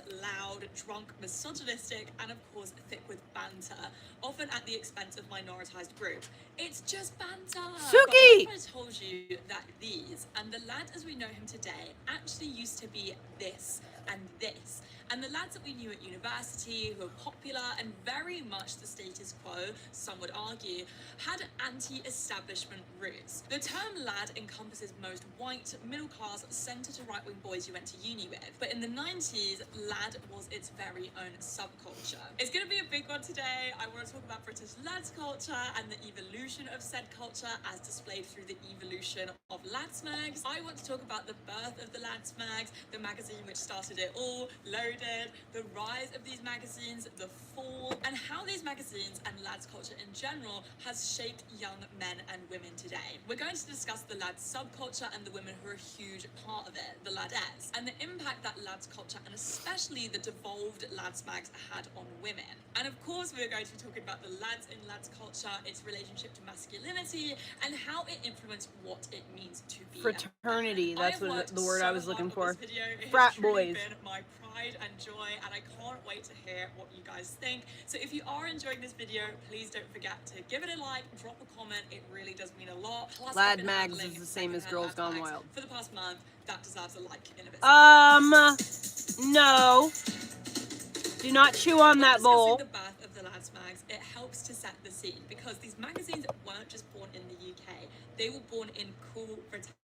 In the mid-90s, the UK was having a real cultural moment. British music dominated worldwide charts from bands like Oasis, The biggest Blur, pieces and of Spice cookie Girls, ever. which became worldwide phenomenons. There was also obviously a really huge house music and rave scene in the Sure, UK. it's cold. We had iconic British designers like Vivienne Westwood and Alexander McQueen, and very importantly, Cool Britannia encapsulated a time of political optimism and rare economic growth in the UK. Tony Blair and New Labour won a landslide victory in the 1997 general election after 23 years of Conservative power. And obviously knowing what we know now, that Tony Blair is a war criminal, but at the time in the mid-90s, Tony Blair kicked out a bit of football, and he even invited young celebrities like Oasis, Spice Girls to 10 Downing Street for photo opportunities, and he even I just threw a found it. party at 10 Downing I just Street put my when he was hand there, elected. and all of a sudden, Noel it Gallagher landed on showed my up. hand. This was a time where Downing Street parties were associated with cool celebrities and not politicians breaking lockdown regulations.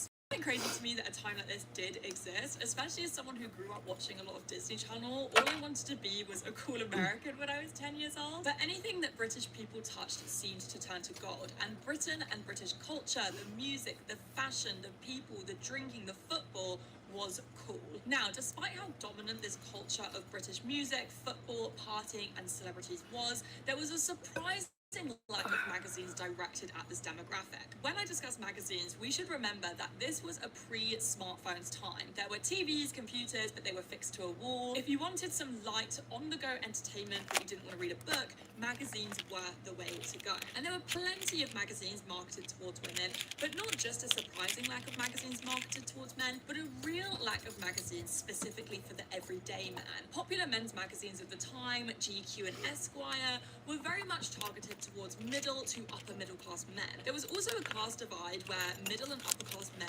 were seen as yuppies, and a lot of regular men and working class men not only didn't identify with these men, but actively wanted to distance themselves from them. When it came to regular men, working class men who enjoyed football, Oasis, house music, and getting drunk. Can I please have my little tool?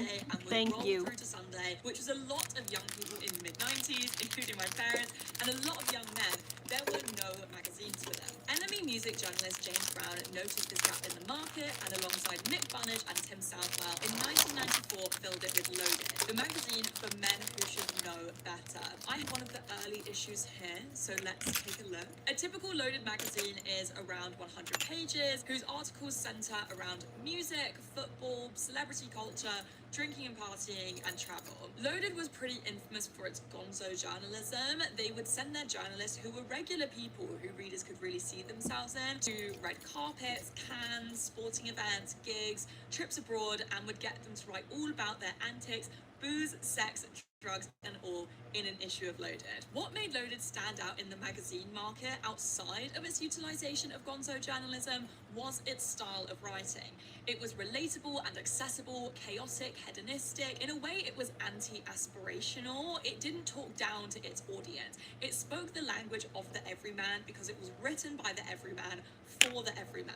Irreverent humor and lads banter and all. Even when interviewing celebrities, Loaded weren't trying to build these people up. They were trying to uncover their embarrassing moments or a cheeky sex story because they knew that's what people actually wanted to read about. As a magazine in the sea of glossy and aspirational magazines in the men's market, Loaded really stood out. It was a countercultural and anti-journalistic establishment. Another important thing to note regarding Loaded's success was at the time, young people were very used to the people around them, their parents, the establishment, mainstream media, politicians, looking down on their favorite pastimes, and that included partying. What? Loaded was a magazine which not only All did not done. down on this lifestyle, a lifestyle which I partake in myself 3 6 months All done. ago, but actively No more embraced, food, all done. encouraged, and glamorized it. Loaded played a key role in the origins of lads culture. In the 90s, lads culture was a subculture in its own right. It was predominantly regular working class men who liked football,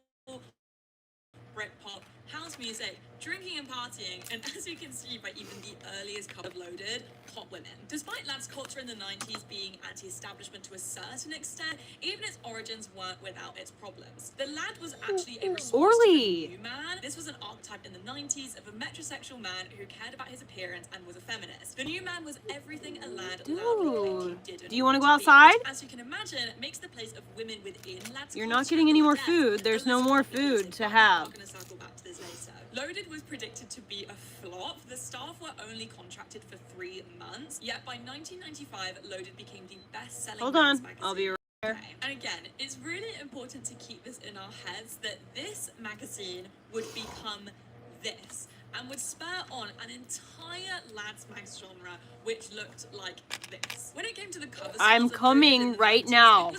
Hold on. Women. The first ever Loaded cover star was Gary Oldman. But an interesting origin Did you story just lay of down? Sexy Women Spreads is just before the first issue of Loaded was about to be signed off, Rod Stewart's feature got pulled, and the magazine's publisher, Alan Lewis, replaced his feature with photographs of Elizabeth Hurley in her underwear and some fashion columns to sell more advertising space. Discussing the place of women in the world of Loaded is quite complicated. Loaded employed a lot of women on their team, a lot of female journalists, and a vast majority of these women speak of their time at Loaded very highly. They never felt that they were treated any differently because they were a woman. In fact, they felt quite empowered in the Loaded workplace because they were doing all the same things the male journalists were doing. Loaded fashion journalist Sally Hughes, who began working for the magazine in 1997, tells The Guardian, "Whenever I tell people I worked at Loaded, they ask, were you constantly having your ass pinched or were people trying to get off with you? But it just wasn't like that. It was a brilliantly supportive environment. I wouldn't have progressed at such a pace in a women's magazine because on those titles, people were generally more together." But on the other hand, and a few of them do flag this in the Loaded documentary, yes, women were featured a lot in these magazines, but they nearly always had their clothes off, they were nearly always sexualized and objectified, and as you can imagine, it would only get worse from here. It's a very slippery slope. Very soon after its success, Loaded would begin to have some competition. Despite FHM being founded in 1985 and rebranding in 1990, it had a similar target audience to Loaded, especially towards the late 90s and early 2000s when they really began competing with each other. And also the lad subculture wasn't as culturally relevant. Both Loaded Oh and yeah, I forgot I FHM was were like targeting almost men done under making this. 35. FHM looked at Loaded's success and were taking notes. They definitely didn't tap into the working class lads culture, lad banter, or gonzo journalism in the way Loaded did. FHM had more of a reputation of being polished and aspirational and a little more mainstream. It would cover dating, grooming, fitness, humor, celebrity features. FHM and Loaded were in a similar realm, but they were still pretty different. But what both of these magazines had in common were their frequent covers of glamour shoots of hot and scantily clad women. FHM more so. And they really drove up the glamour shoot covers when they got thick into competition with each other. And it was in the thick of this competitive market where publishers and editors began to clock that covers of scantily clad women sold more copies. And in 1997, when FHM outsold Loaded for the first time, the publishers said no more men on the covers. We're going to revisit Loaded later in this video, but when discussing the origins of lads mags, you can't not discuss Loaded. It was the lad mag that started it all, and again, we will revisit later. We will find out what happened, don't worry. But if you do want to know the whole story of Loaded, I highly recommend the BBC documentary, Lads, Mags and Mayhem. Throughout this video, I'm going to discuss the women who work for lads mags and the way women as a whole were impacted by the messaging of lads mags, but it's important to lend a moment to the female celebrities who were exploited by these magazines. Model Melinda Messenger says she was sexually harassed during photo shoots. Actress Saran Jones felt she had to do these shoots to start her career. Singer Kylie Minogue complained that GQ airbrushed out her underwear without her consent in her cover shoot. Bandmates Mickey Berenier and Emma Anderson were offered an appearance in Loaded if they stripped down to their bikinis. One of the most egregious and infamous examples of how lads mags exploited the female celebrities who modelled for them is the case of Gail Porter. She was a TV presenter who did a nude shoot for FHM, but what she did not know was that this nude photograph was going to be projected onto the Houses of Parliament to promote FHM's 100 Sexiest Women poll. Gail says to this day that she was not paid a penny for that shoot. First it was Loaded, then FHM began competing with Loaded, and then a plethora of lads mags popped up in the early 2000s. And there is definitely a scale of lads mags, so I'm gonna show you, pay attention class. There is an important distinction to make between lads mags and porn magazines, because people assume that lads mags are porn magazines, but actually lads mags do differ, because they feature no down there nudity, no sex.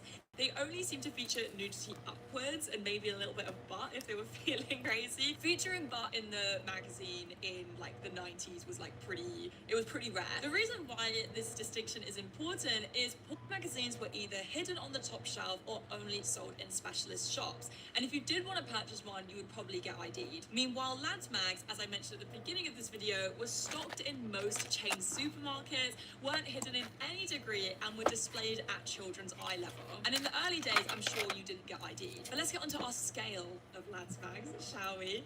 Over here, we have a later issue of the magazine which started it all, Loaded, and we also have Loaded's biggest competition, FHM. I don't have a copy of this, but GQ also had their fingers in the lads mags pie at this time. And fun fact, during this lads mags dominant era, Esquire actually took a stand and banned glamour shoots of models in their magazines, which actually resulted in a 30% sales drop. But I think it's very telling that out of all of these magazines, the only surviving ones are GQ and Esquire. But we have Loaded, we have FHM, and then we get onto the more crass and extreme. And I know that a lot of people are going to look at these magazines and think that they are way more extreme than FHM and Loaded, but without FHM and Loaded, we wouldn't have Nuts, Zoo, or Front. And the reason why Loaded and FHM birthed these magazines was because of this race to the bottom competitive culture that they fostered. These two magazines, especially Nuts, are the most infamous lads mags in the UK. When you think of a lads mag, you think of Nuts. At this point, lads mags have strayed so far from its subcultural and anti-establishment roots. Yes, these magazines still featured male interest mainstays like football, tech, cars, and their target demographic was still the everyman, but most of the content in these magazines were either women in their underwear or women who are topless, and the more desperate these magazines it's so exciting. sales, the more nudity It can't they come would feature. undone. In 2004, Nuts only featured 2 images of topless women, and in 2012 it was 40. Another offshoot of I cannot believe was that I page did 3. this. Unfortunately, I don't have a page 3. I'm tired. I'm gonna go to bed. It is important to note that page 3 wasn't actually But a direct I really want to product sit of here and do Nuts this culture, more. because page 3 actually And I'm featured almost Page 3 is a through feature in to the another Sunday color newspaper, round, which so is a I'm very about to be infamous, here. sensationalist, populist tabloid paper in the UK. But It goes was, green, and still remains a very pink, mainstream paper, and yellow, as and then we speak, orange. selling over 4 So I'm almost million there. I have copies literally every day. almost And gone on the through an third page, which entire would be yarn technically the cake. That's first page that crazy. you opened, 1, 2, 3. You would be Knitting greeted uses with so a glamour shoot, more little often a topless yarn. glamour If I shoot. was The Sun crocheting actually this, published their first topless I would have page already shoot gone in through 2 cakes. 1975. And also, the Sun did try to have an Anyways, good night. Love you guys. See you tomorrow. Introduced the page 7 fella in 1980.